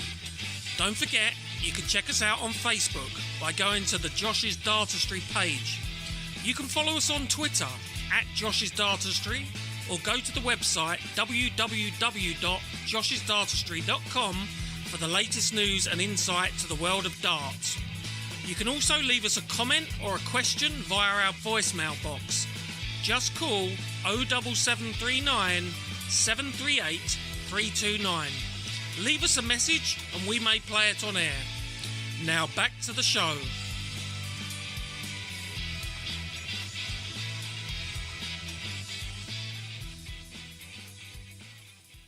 Okay, welcome back to the JDP. Obviously, we've already discussed Premier League results and fixtures. Now let's move on. Josh, give us a roundup on recent activity in the European Tour and the Pro Tour. Yeah, thanks, John. It's been a very busy period on the Euro Tour and the Pro Tour. Just a couple of days after our recording of our second episode, there was the Austrian Darts Open in Graz from the 20th to the 22nd of April. It was an all-Welsh final, contested between Jonny Clayton and Gerwyn Price, both appearing in their first European Tour finals. And it was won by Jonny Clayton, the outsider. He had a fantastic run to the final, defeated Max Hopp 6-3 in round 2. Hopp had obviously won the previous European Tour event on home soil. He then beat James Wade, who's obviously performed well on the European Tour circuit this year. Defeated Ian White 6-4 in the quarterfinals. Then beat Mensur Suljovic, the home favourite, 7-6 in a really, really top quality semi-final. And then obviously completed the victory by beating Gerwyn Price 8-5 in the final. So superb performance from Jonny Clayton. He's gone from strength to strength, really, having reached the Players' Championship finals last November. So fair play to the Ferret. Yeah, I watched that tournament, and the Ferret was outstanding. And I think if you look at the players that he's knocked off there, it's a difficult run. Definitely, yeah, no mugs in there, certainly. No. Why the Ferret? Where's that come from? Not the most glamorous of nicknames. That's a good question. I have no idea. I'll have to ask him next time I see him. It's interesting to note on the episode 2 of Josh's Dartistry, Neil, we spoke about the upcoming Austrian Darts Open. I think you were bringing us the odds section, and we discussed who we thought might be might be in the frame to win this one. I remember you saying to Josh when he gave his predictions that you questioned the fact that he didn't fancy a hometown winner for that, and then we see that Clayton's route to the final, he defeated Mensur 7-6. Yeah, it was interesting watching Mensur because it looked like he was going to go all the way. He had wonderful support in Austria, and it was a really tight game in that semi-final. I did actually back Mensur myself, so I was a little bit disappointed when he got knocked out. And Josh, Gerwyn Price obviously making it to the final, as you mentioned there, unfortunately losing 8-5, but nice to see Price performing well after his Premier League exit. Yeah, definitely. Johnny Gerwyn Price beat Rob Cross in the quarter-finals en route to going to the final. And as you say, it was a difficult debut campaign for Gerwyn Price in the Premier League. He never really became accustomed to the format and the unique element of the Premier League. But he's bounced back really well, showed great character. And I'm sure now I'll go from strength to strength for the rest of the year. Yeah, proving obviously that he still is a very good player and one to watch for the future. Okay, let's move on to the Players' Championship, Josh. I believe we've had 2 of those since we last recorded. Bring us up to date on those, buddy. Yeah, we had 2 Players' Championship events in Wigan the following weekend.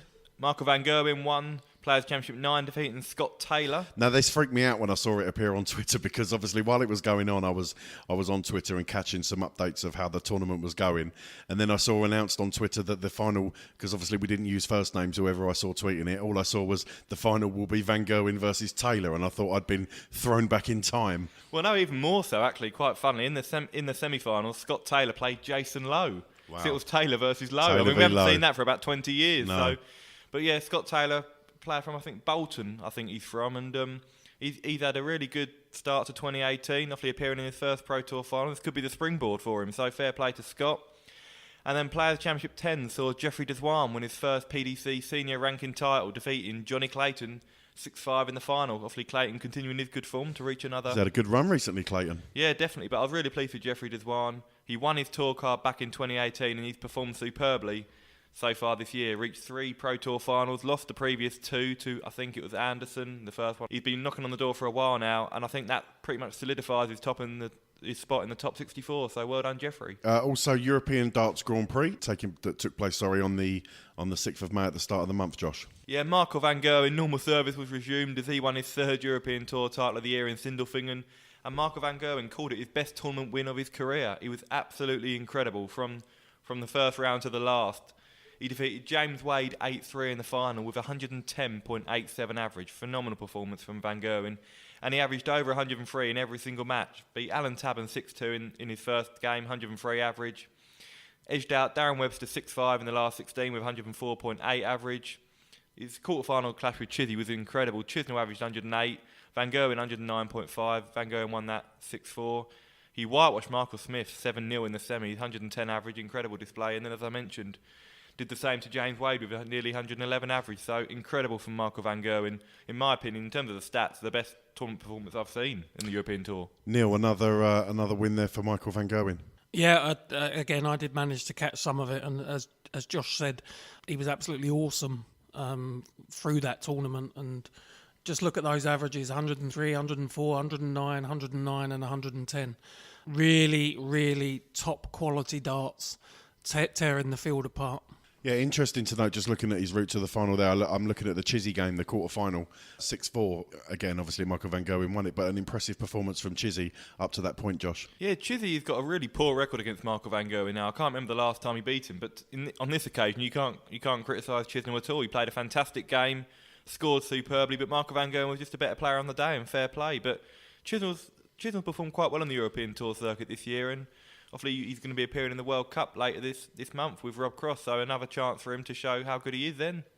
Good performance from English darts as well. There are lots of English names that he's well, I say good performance. They've all lost out to the Dutchman on the way through, but obviously he's played an Englishman in the quarters, the semis, and the final there, Neil. And last 16 in round 2, yeah. And Darren Webster in the last. Oh, and Tabban as well, of course, in round 2. So the English guys putting themselves in position, Neil, but unfortunately fall into the big man. Yep, Darren Webster, who he beat in the second round. In the last 16. 6-5. I think he's done him again in this weekend's Dutch Masters. I think that was only the odd leg or two. So 6-4, I think. Yeah, I think it was. So Darren pushed him close both times. 7-0 in the semi-final against Michael Smith. Michael Smith, who's done, finished second place in the Premier League, and he's just absolutely torn him apart with a 109.59 average. So, unbelievable darts. Obviously, while we're praising Michael van Gerwen, just another mention for James Wade. He reached the semi-finals in the first 2 European Tour events of the year, and obviously now reached a final. It's fantastic to see James coming back into form after a really tough 2017, and he's one to watch for the rest of the year now, knocking on the door of reaching the top 10 again. So, brilliant to see James back in form. Okay, before we move on here on the Josh's Dartistry podcast, I just think we should bring the listeners up to date on the current situation with the Dutch Masters, Josh. Yep, Michael van Gerwen, as we speak, has just won his 4th European Tour title of the year, beaten Steve Lennon 8-5 in the final on home soil. So well done to Michael van Gerwen. Another title for MVG. Yeah, more silverware for the Dutchman. And Neil, do you think Josh will be changing his prediction for the Premier League final based on Michael van Gerwen's recent success this evening? Anything is possible after what we witnessed earlier. I think Josh might even back another player. Perhaps Josh is going to go for Wayne Mardle to win it if he thinks he can get more points. Likely Raymond van Barneveld. I was going to say that, yeah. Wild card. Okay, well, many congratulations to Michael van Gerwen on securing that title this evening. Okay, it's now time for the much maligned, much anticipated, and often highly controversial Challenge Josh.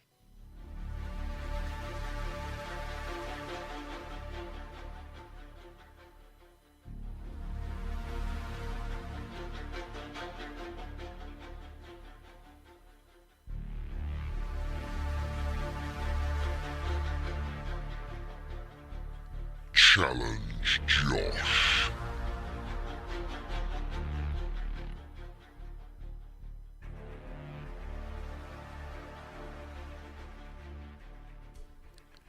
Right then, you two. Before we get going on this, I've got some comments to make about the last episode of Challenge Josh. There was controversy, there was arguing, there was debating, there was screaming, there was shouting, there was Google searching, mood swings, accusations. Can you promise me that tonight you two are going to behave yourselves? If the research is done correctly, I will not make any complaints. That's a dig. Neil's just staring at Joe. He's eyeballing him across the table. Mind games. Okay, so let's have a good, clean, fair fight this evening, gentlemen. Obviously, Challenge Josh, we like to test our resident expert on his darting knowledge.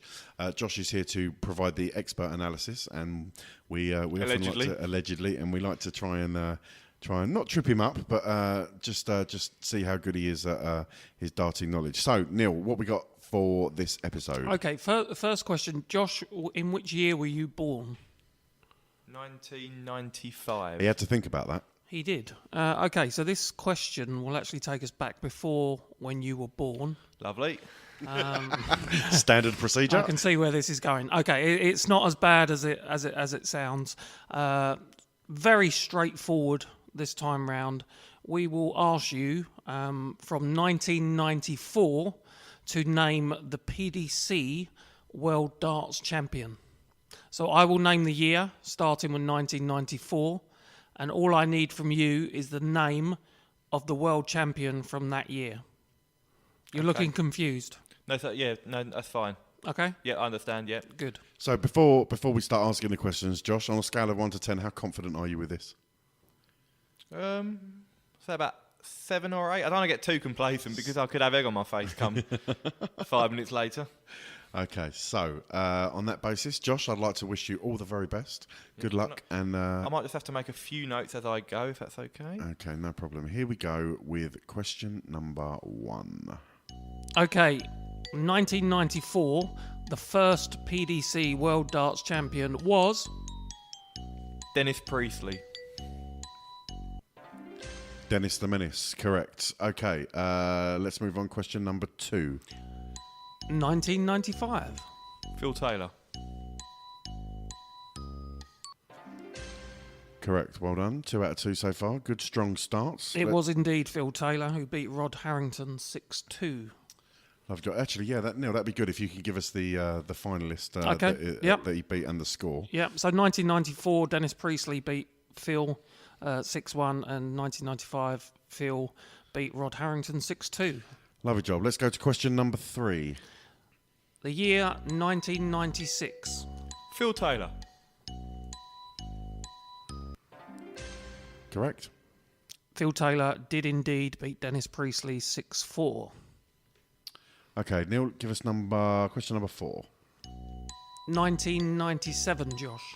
Phil Taylor. Correct. I feel a theme developing here, Neil. Yep. Any idea who he beat, Josh? Sorry, what was the year? 1997. 1997. Priestley again? It was Priestley again, and it was 6-3 this time. Good work. Okay, next question, please, Neil. 1998, who was the PDC World Champion? Phil Taylor. Yeah, definite theme developing here. And who did he beat? Dennis Priestley. And what was the score? Cool. Is this part of the quiz or just a... Just a general, test of your knowledge. Dennis Priestley. What's the year? 1998? Yeah. 6-2. No, it was 6-0. It was a whitewash. Oh, wow. Oh, whitewash. Okay. Well, you don't lose any points for not knowing the score, Josh. You got the world champion correct. Well done. Okay, Neil. Is this is question number 6, I believe? Yeah, and so far he's 5 out of 5. So moving on, 1999. Phil Taylor. We could just have this on repeat, couldn't we? And who did he beat? 1999. Peter Manley. It was Peter Manley, and it was 6-2. Good, well done. Okay, let's move on. Question number 7. Millennium year, 2000. Phil Taylor. Correct. And who did he beat? Was it Rod Harrington? No, it wasn't. It was Dennis Priestley, Oh, okay. 7-3. I think I wish I would have gone for the opponent in this. Yeah, we might have nicked a few points off of Josh then. Exactly. Okay, 2001. Phil Taylor. Correct. Well done. It was another whitewash. Phil Taylor. John Part, wasn't it? It was John Part, and it was 7-0. Darth Maple. Okay, Neil, next question, please. 2002. Phil Taylor. Correct. And who did he beat? Was that Rod Harrington? No. Oh. he definitely beat Rod Harrington in the final. That was 1995. We've already done that one, So Josh. 2000. You didn't ask me for that one, did you? Yeah, we must have done. Should we deduct him a point? Yeah, we've No. Hang on, Josh. The question was from 1994. Name every world champion. No, I'm saying he didn't ask who was the finalist in 1995. No, but I told you who the finalist was. He told you who the finalist was. Oh, I was busy scribbling notes. So you obviously wasn't listening. Not paying attention. Not paying attention. Okay, yeah. Neil, what number question is this? 8, 9. Where are we? I've lost track. So it's the 10th question. I've heard Phil Taylor so many times now. I'm all out of sync. It's the 10th question, and the year is 2003. John Part. Correct. And who did he beat? Phil Taylor. What was the score? 7-6. What was the average? Not bad. Who were the walk-on girls for the final? No idea. Okay, let's move on. Next question. 2004, Josh. Phil Taylor. It was Phil Taylor. Very close encounter against Kevin Painter, 7-6. Neil, little challenge, Neil question for you here. Kevin Painter, give me his nickname, please. The artist. The artist, Kevin Painter. That is correct. Okay, Neil, next question, please. The year now is 2005, Josh. Phil Taylor beat Mark Durbridge.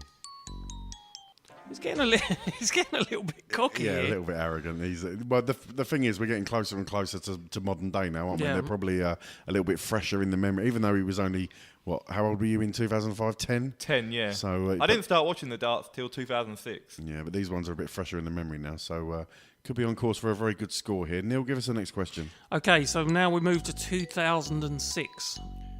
Phil Taylor. Okay, and who did he beat? Peter Manley, 7-0.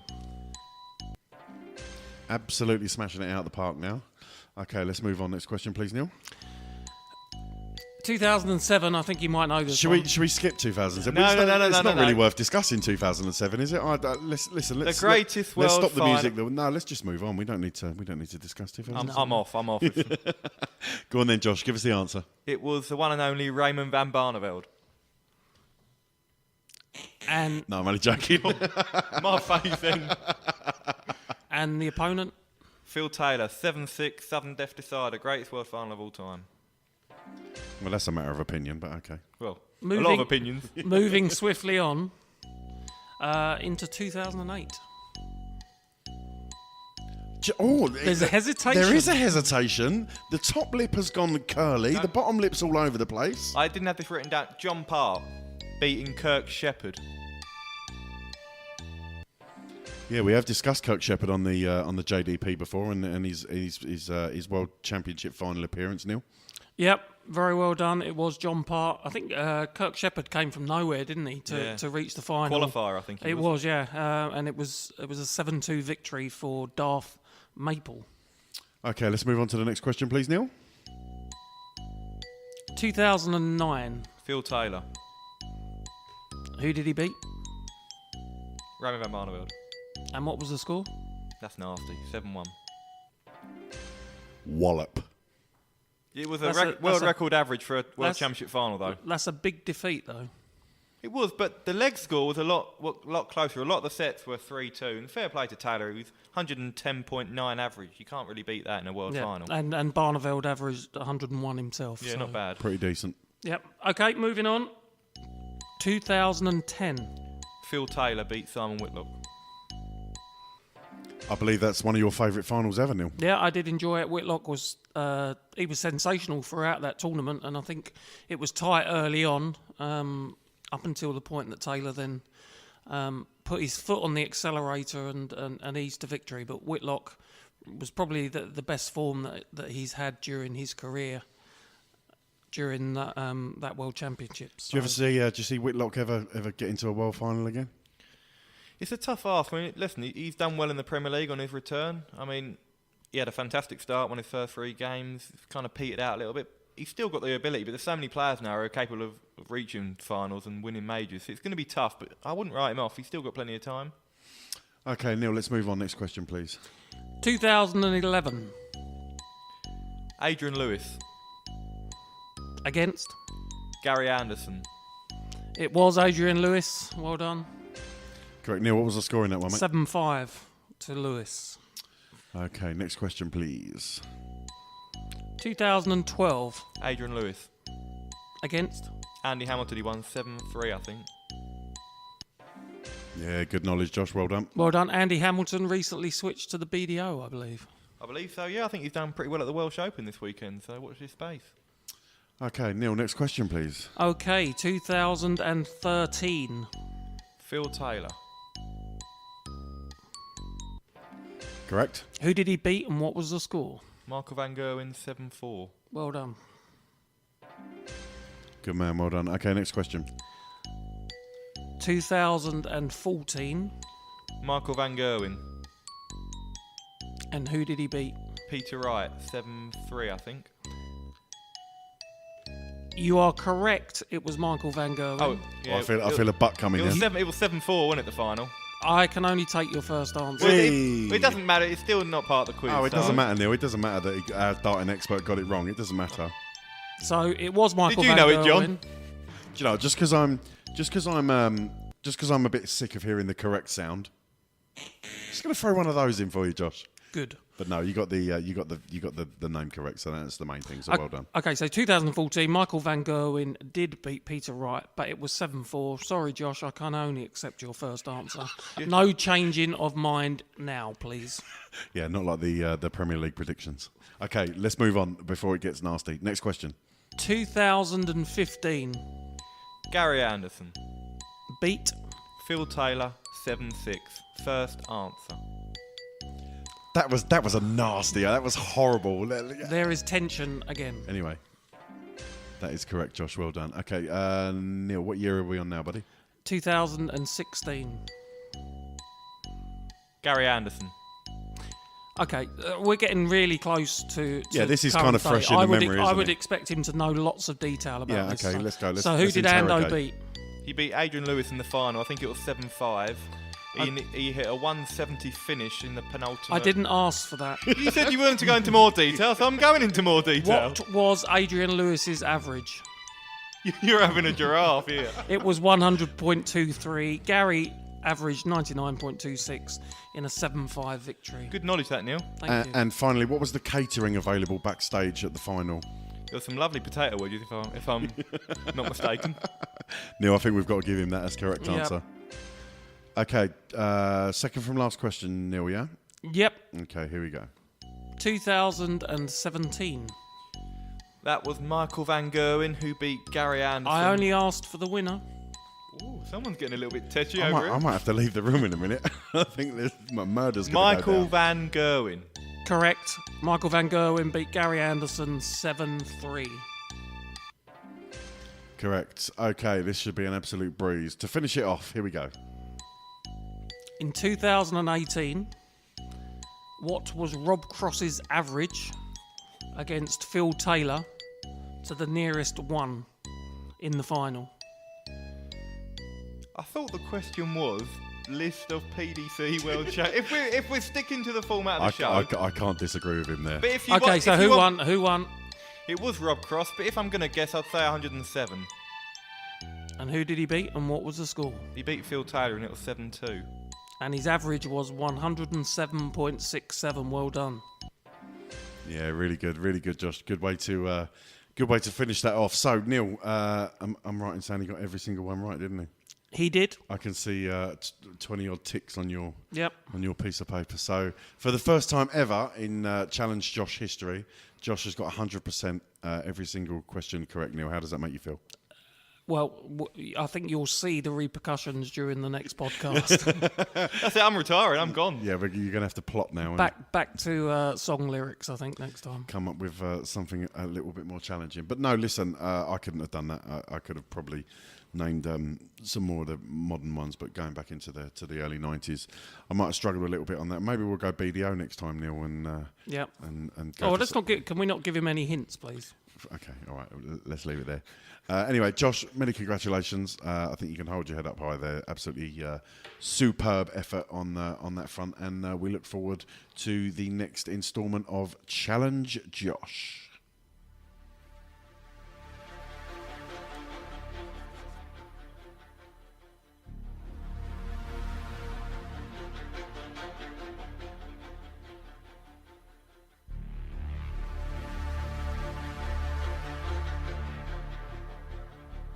Challenge Josh.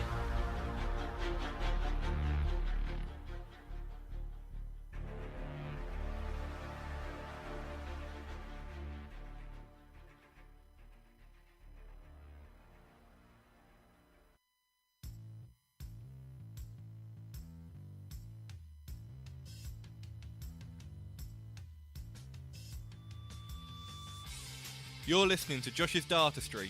Don't forget, you can check us out on Facebook by going to the Josh's Dartistry page. You can follow us on Twitter at Josh's Dartistry, or go to the website www.joshsdartistry.com for all the latest news and insight into the world of darts. You can also leave us a comment or a question via our voicemail box. Just call 07739 738 329 and leave us a message, and we may play it live on air. Now back to the show.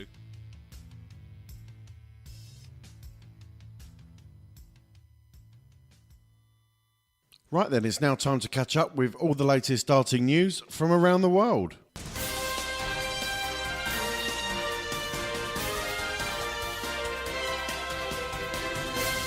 In the news. Okay, Neil, what you got for us in this episode? Okay, a few things that have caught my eye since the last podcast. First one made me chuckle, really. There is a PGA Tour golf event called the Zurich Classic. And for the first time, players, the golfers, will have their own walk-on music. Oh, interesting. So, possible future question for Challenge Josh coming up. The reason it caught my eye, So this is again a team event where players will play in pairs.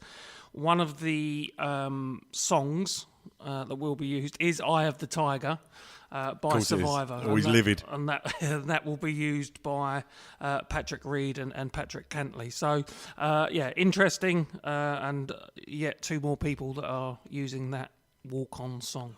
Interesting that golf is, I hesitate to use the phrase, but trying to sex things up a little bit in some of the competitions. So you've seen other sports do it over the years. I think snooker has recently tried to spice up the game a little bit with shorter versions of the game and putting players on a shot clock. Obviously, the walk-on music in the darts is, we've mentioned before, it's all part of the pageantry and the fun and introducing a sort of lighter side to the sport. And it's interesting that golf have sort of obviously seen what the darting world have done and are trying to adopt it for I don't think you'll see it in every competition, but for this competition in particular, they're going to go for it. I'm interested to see how they're going to do it, because don't forget, when you're going to be introducing players, there are going to be players out on the course already. So how they're going to, what the format of it's going to be, and how they're going to suppress that noise from being heard by players out on the course, I'm not too sure. Yeah, maybe it would just be fairly low key on the first tee for the crowd around the tee, and hopefully it won't distract the players too far up on the second and the other holes. I think off the top of my head, Tiger Woods. What do you reckon? Tiger feet? I would imagine. Oh well. Eye of the Tiger. Eye of the Tiger. Eye of the Tiger. Yeah, no, fair play. That one didn't cross my mind. Okay, moving on.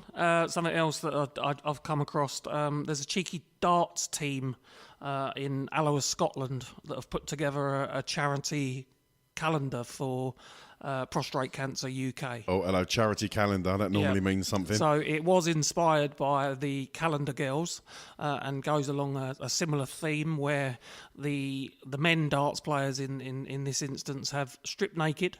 Hello. But certain features are and certain props are used to make the calendars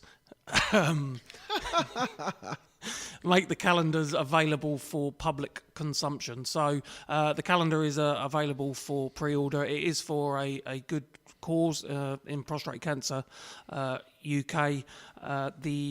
As I say, the darts team are in Alloa.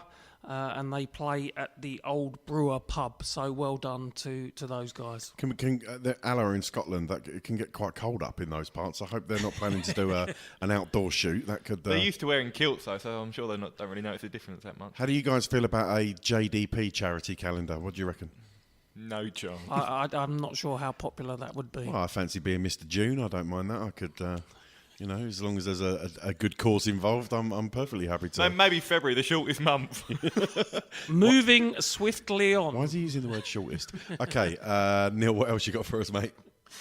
Okay, the World Cup of Darts we've talked about earlier on in the show. I just wanted to mention the Chinese lady Momo Zhu, who actually won the Chinese World Cup of Darts qualifier. So she's not the first female that will have competed at the World Cup of Darts. Anastasia, Josh, you're going to have to help me. I'll do it for you. The Bromoslova. Great pronunciation, John. Well done. Represented Russia back in 2010. But Momo, as I say, won the Chinese World Cup qualifier and will team up with runner-up Zhouxin Zhong at the tournament in Frankfurt, which starts at the end of May. Chinese darts, Josh. Any insight on Chinese darts? After they've never particularly fared well at the World Cup in previous years, but I mean it's fantastic to have a woman player representing the sport. It's only great for the profile of the sport, and she's got there on merit. She's won the qualifier, so fair play. I think she's only 26, so still relatively young. Hopefully this could inspire a new generation of female darts players, so I think it's only a positive.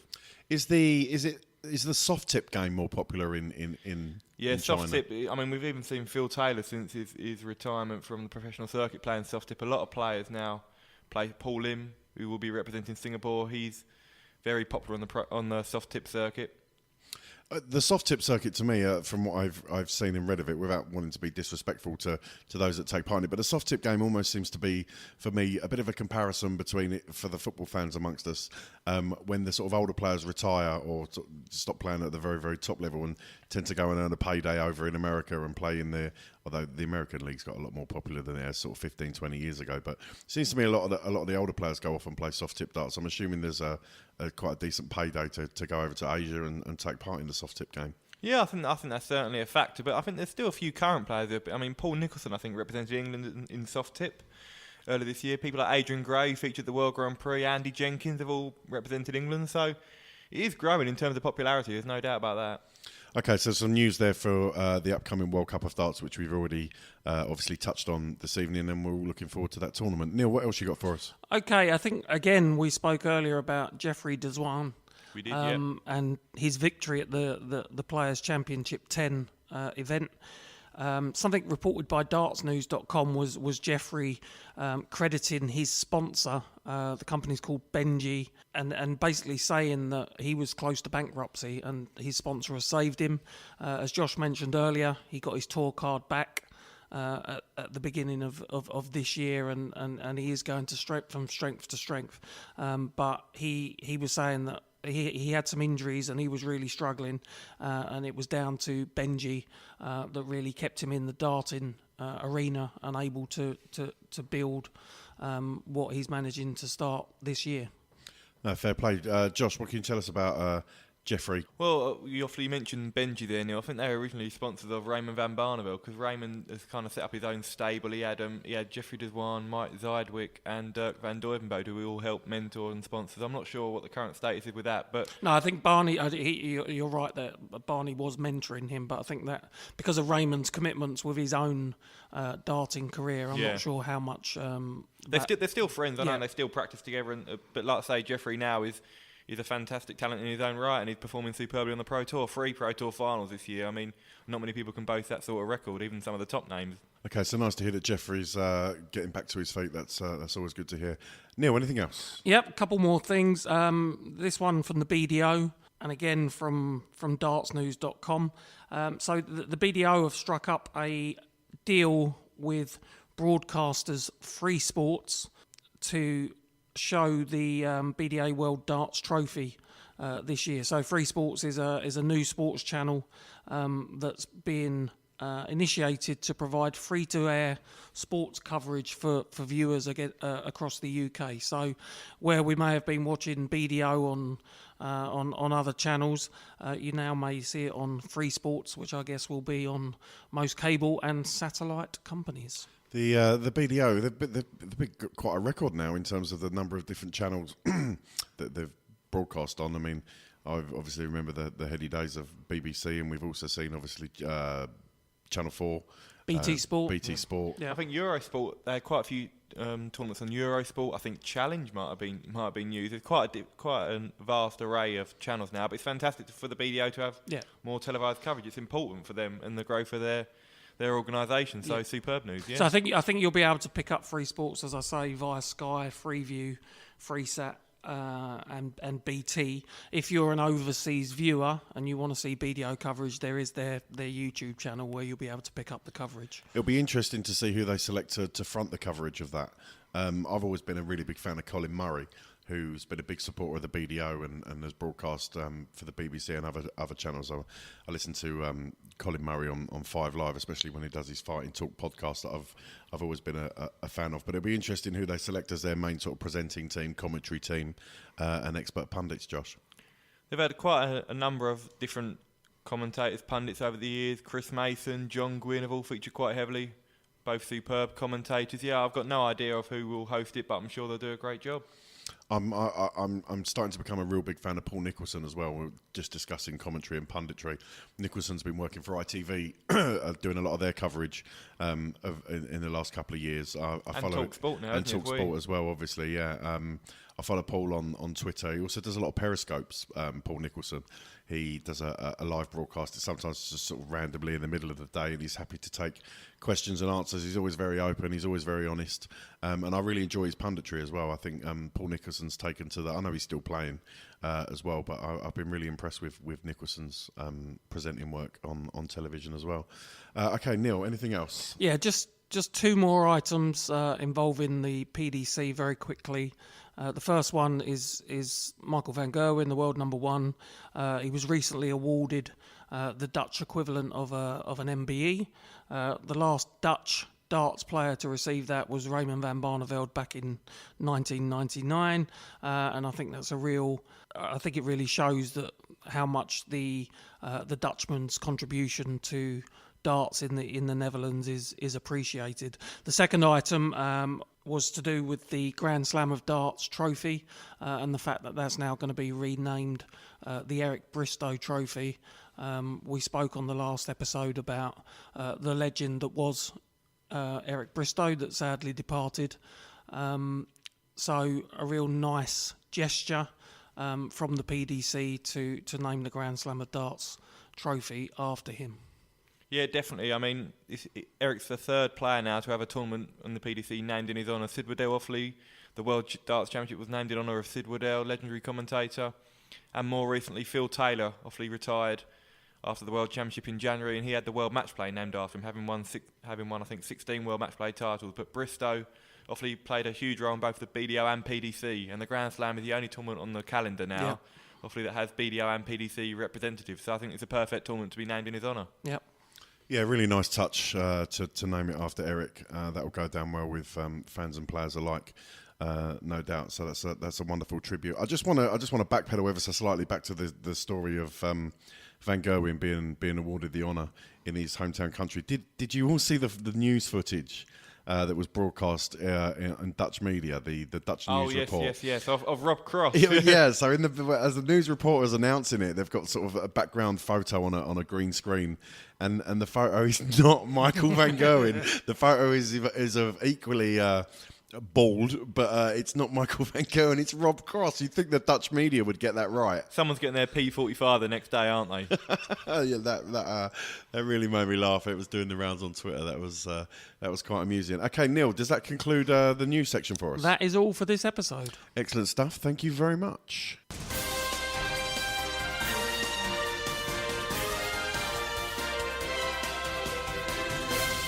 In the news. Josh's Dartistry, Josh's Dartistry, Josh's Dartistry, Josh's Dartistry. Okay, welcome back to the JDP. To conclude this episode 3 of the Josh's Dartistry podcast, we're now going to go into our question and answers section. So you guys, once again, been sending in some fantastic questions to us here on the JDP. You can tweet us at Josh's Dartistry. You can also contact us via the Facebook page. Just do a little search for Josh's Dartistry and you will find that. And you can also leave a question on our voicemail box, 07739 738 329. And gentlemen, I'm very, very pleased to say that we have finally had a question left for us in our voicemail box. Excellent news. Is it broadcastable? Broadcastable, that's the word. Yeah. Thankfully, yes. I don't have to do good news. Very good news. Don't have to do any editing. Nobody's phoning up and abusing us, which is always good. Yet, yeah, we will get that, but no, it's perfectly broadcastable, and we're going to play that question now. Hello, lads. It's Jordan here. My question is, what has Phil Taylor been doing since he retired, and do you ever think we'll see someone like him again? Cheers. Okay, so there's Jordan there. He asked us, what's Phil Taylor been up to since he retired? And do we think we'll ever see the like of him again, Josh? Well, since Phil retired after his World Championship final in January, he's been very prevalent on the exhibition circuit. Also on the soft tip circuit as well. He's been down under, I think, in Australia for a bit.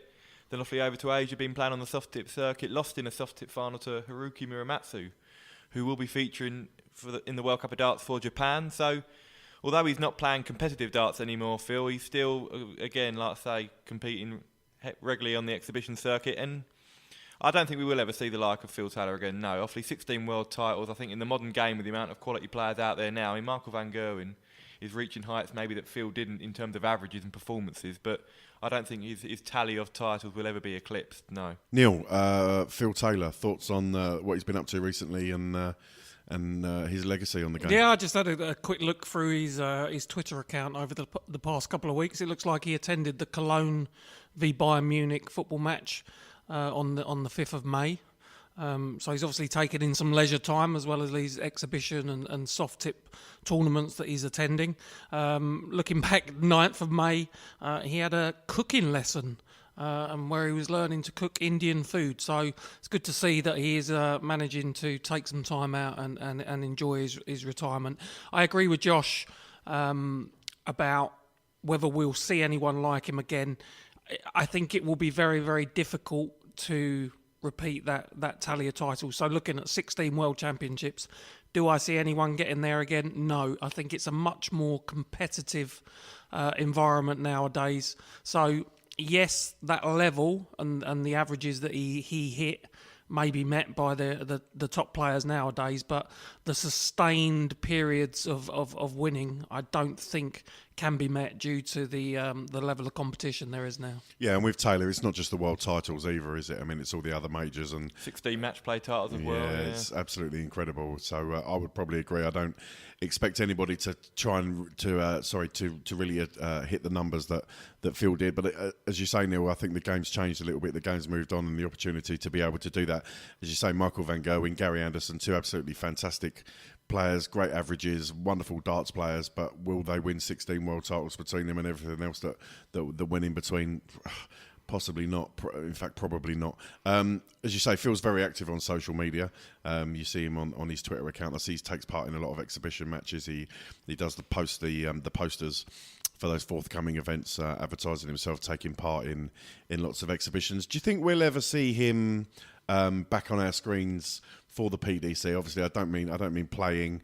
A possible guest appearance as a pundit, maybe offering some comment. Yeah, I wouldn't be surprised. I mean, I mentioned earlier when we were talking about Eric Bristow and the Grand Slam trophy being renamed after Eric, the World Match Play has been named in honour of Phil Taylor, having won it 16 times. So I wouldn't be surprised with Phil having won it last year as well. He may well return for a bit of a guest appearance. He may well present the trophy. I'm just speculating. But no, I'm sure they'll make every effort to try and get him involved in some capacity, maybe as a pundit or something. So they won't want to let him rest, but I'm sure they will be keen to get him involved. I think when Phil was ever on screen, particularly his post-match interviews, often controversial, let's be honest. You know, he did often make some comments that were sometimes near the mark on a few occasions, but always interesting. Made good TV though, didn't he? Yeah, absolutely. I think a Mardle Taylor punditry team could be very, very interesting. Yeah, they enjoyed a little bit of a tete-a-tete every now and They then, did. and went head-to-head on more than one occasion. So it'll be interesting to see if that is something that may or may not develop in the future. Okay, moving on. We've had a question coming from Rhys Cleland, and he asked the following. What do you think of the England Provisional World Cup pair? Obviously, Cross has to be there, but what opinions do we have on the inclusion of Chizzy? Neil, you've touched on the World Cup quite a lot already this evening. What do you reckon? I agree. Cross is, he's the world champion and has to be there. I think if you were to pick a player based on their form during the first half of the year, you would probably pick Michael Smith, but obviously it hasn't quite worked out like that. For me, Dave Chisnall is a very good player. I would feel more comfortable with a Michael Smith or even an Adrian Lewis, someone that has delivered at the very, very highest level. So, yeah, maybe a bit harsh on Chizzy, but I think I'd prefer a Smith or Lewis. It's a difficult one. I mean, in the past, the PDC have said it's like an invitational event, so you can get a wildcard selection. But I think they're basing it on the world rankings. And if we look at the moment, Dave Chisnall's the second highest ranked Englishman. So despite the fact Michael Smith has been in better form than Dave this year, Dave is deserving of his spot. Obviously, he appeared in the tournament last year with Adrian Lewis, so he has got that experience of being in the World Cup, obviously off the format. He's a superb player on his day. He can beat anyone in the world. But I agree, I think, with Michael Smith and the way he's performed this year, he would probably give England a slightly better chance. But, who are we to say? Dave Chisnall could appear for England and take them to glory. So we'll see. Someone else who's had a bit of a renaissance in their career since the turn of the year, Josh, I wanted to ask you, James Wade, has he ever appeared in the World Cup for representing England? He did, John, but it didn't go too well. He appeared in the first ever World Cup of darts with Phil Taylor. Phil was ranked number 1 in the world, James was number 2. They took on Spain in the first round in 2010, and they were beaten by Carlos Rodriguez and Antonio Arcinas. Oh dear, genuinely didn't know that. perhaps I shouldn't have asked that. But again, we've touched on Wade's performance in some of the competitions, and he is enjoying a slightly better turn in form. But yeah, I think my preferred option would be the ones you've mentioned in Cross and Smith personally. Okay, moving on Twitter at PDCFan180. They've asked us, is Peter Wright's inconsistency with darts detrimental to future success? Now, I'm guessing he means his actual darts, not the game, the darts that he throws. Josh? Yeah, I think he's referring to the constant changing of his equipment. Peter Wright is renowned for changing his darts constantly. I mean, it's a tough one because Phil Taylor and Raymond van Barneveld, two of the most successful players of all time, were often big tinkerers with their equipment. They often change darts, and they're awfully striving to improve their game and improve. They don't want to stand still. So I don't criticise anyone for looking to try and improve and find that extra 5%, but I think it's very difficult if you're changing your darts week in, week out to get that consistency, to feel comfortable with what you're throwing. And I think with Peter Wright, I think this year's been looking for something that's not really there. I mean, he's beaten Marco van Gerwen twice in the Premier League, but apart from that, he's underperformed, let's be honest. He was a finalist last year, and he's finished 7th this year, and I think he's just been looking for something that's not quite there. I think if he can stick to a set of darts, build up his consistency, get his confidence up, then I think we could see the Peter Wright of last year. I think Peter Wright is far more qualified than I am to work out whether he should be changing his darts as frequently as he does. I think Josh made a good point that possibly he's looking to do that because he's always striving to get to the next level and to improve that little bit further. We've seen what a good player he is. We've seen him in a World Championship final. We've seen him in other major finals. So Peter is probably looking to make some small adjustments that can really kick him on to the next level and make him a consistent major winner rather than the one-off title that he's actually won. I think the comments about Peter Wright's darts and the constant changing of his equipment sometimes, and questioning whether it's detrimental to him, I think it's a little bit unfair because, listen, Peter's in the top 4 or 5 players in the world. He didn't get there for no good reason. Okay, and if it involves him every now and then changing his equipment and tweaking how he does things, fantastic. I reckon there's hundreds of players out there who regularly change their equipment who've had nowhere near the success that Peter Wright's managed to achieve in his game. So I think the criticism of Wright's changing is. No, I have to disagree. I know what you're saying. I understand what you're saying, but you look at Marco van Gerwen. Has he changed his darts over the last 10 years? No, but Peter Wright's more in the public eye than a lot of them. Does anyone talk about?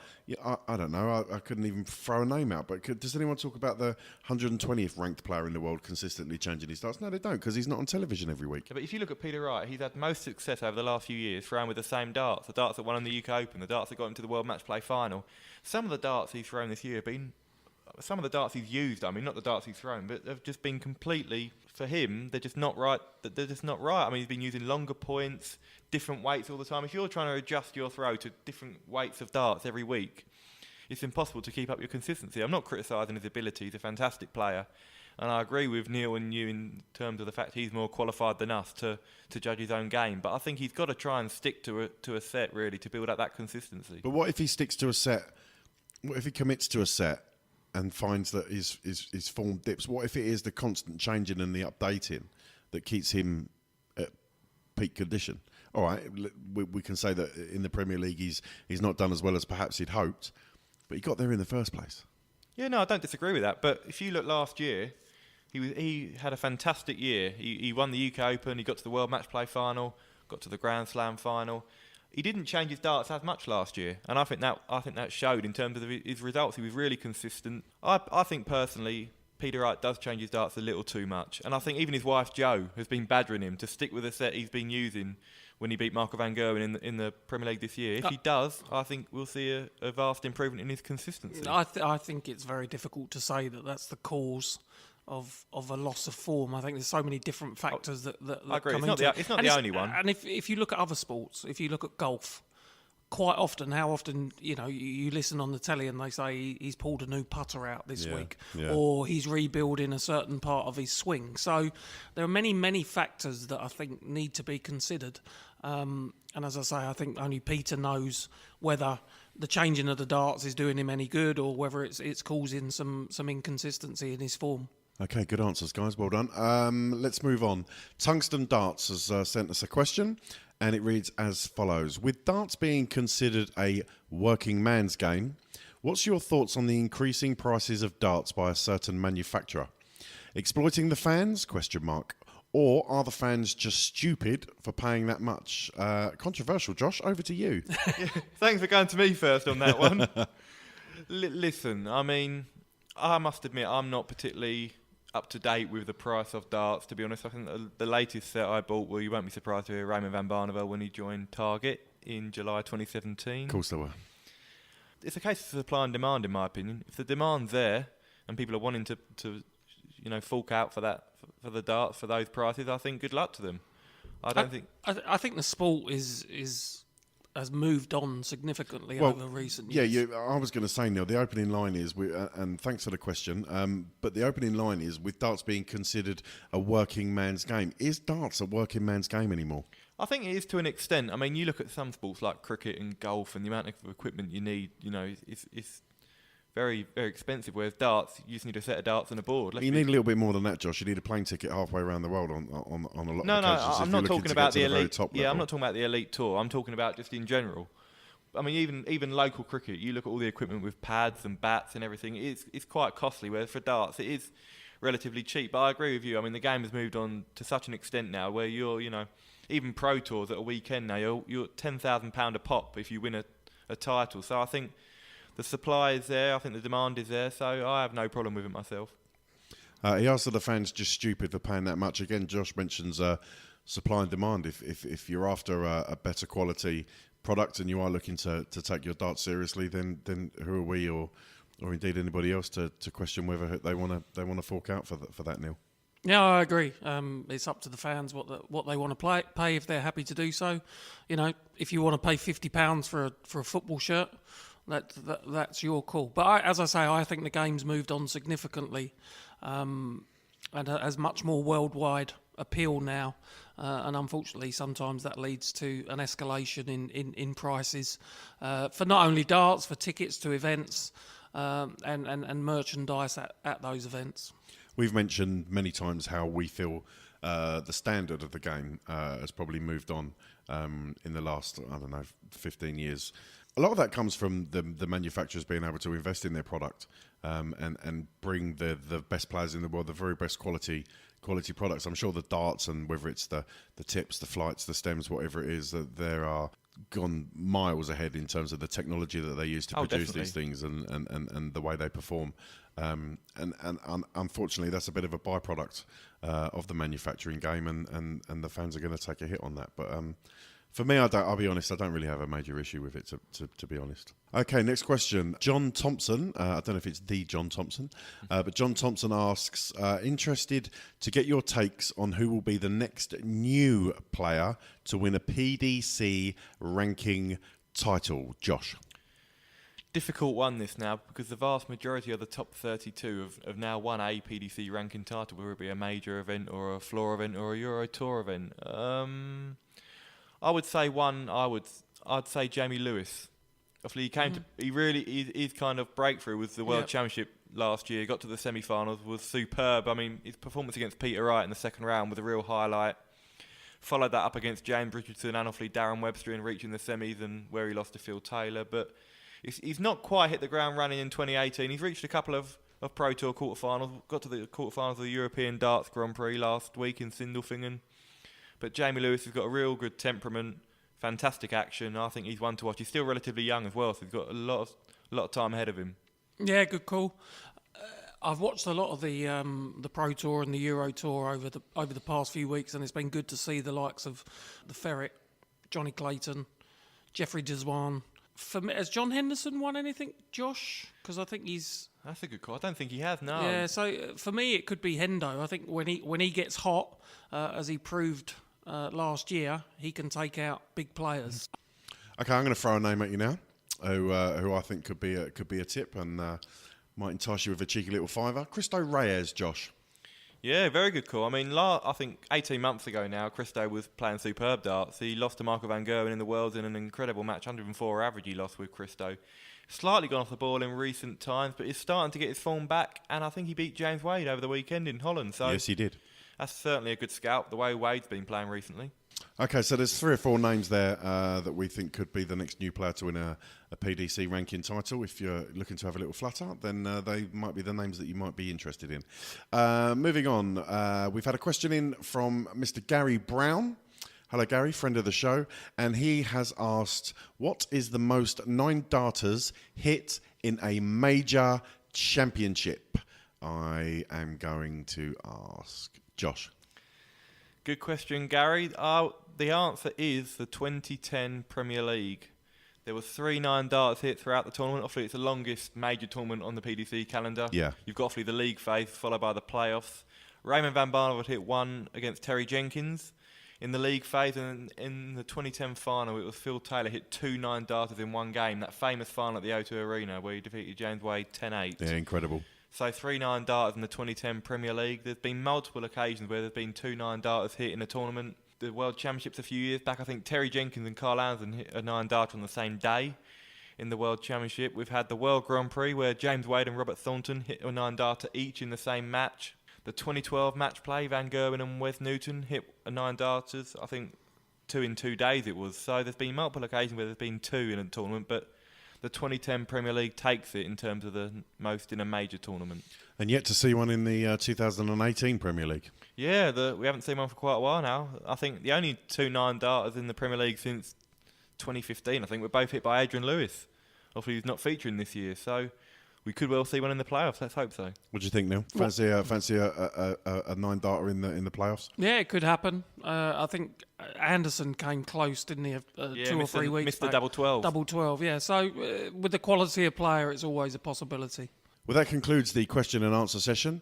Thanks for sending in all your questions. You can contact us at Josh's Dartistry on Twitter or via the Facebook page, or leave us a voicemail on 07739 738 329. Josh's Dartistry, Josh's Dartistry, Josh's Dartistry, Josh's Dartistry. Well, we've come to the end of the show. That is it for episode 3. Josh, how do you think that went? Yeah, really enjoyed it. Thanks, John. Busy show again, action-packed. I'm pleased with my performance in Challenge Josh. So, yeah, I think that's probably my highlight. And hopefully the interview with Wayne was great as well. Neil, were you pleased with Josh's performance in Challenge Josh?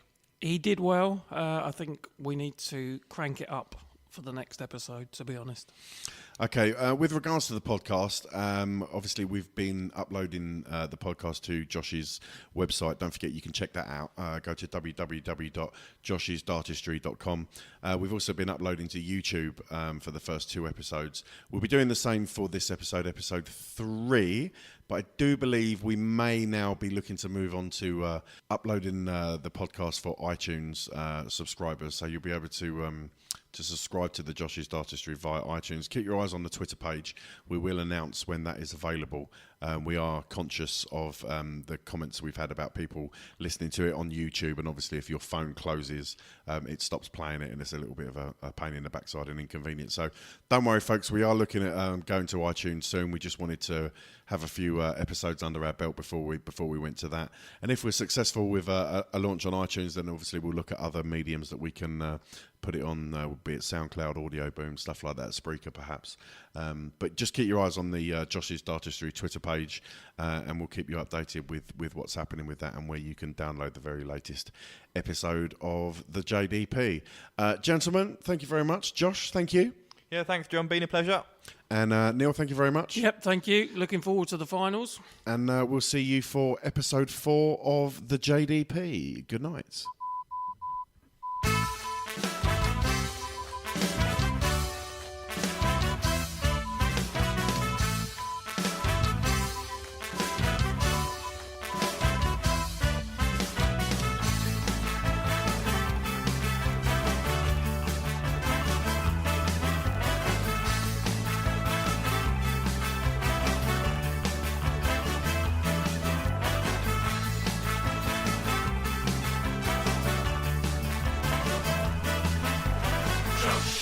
Dartistry, Josh is Dartistry, Josh is Dartistry, Josh is Dartistry.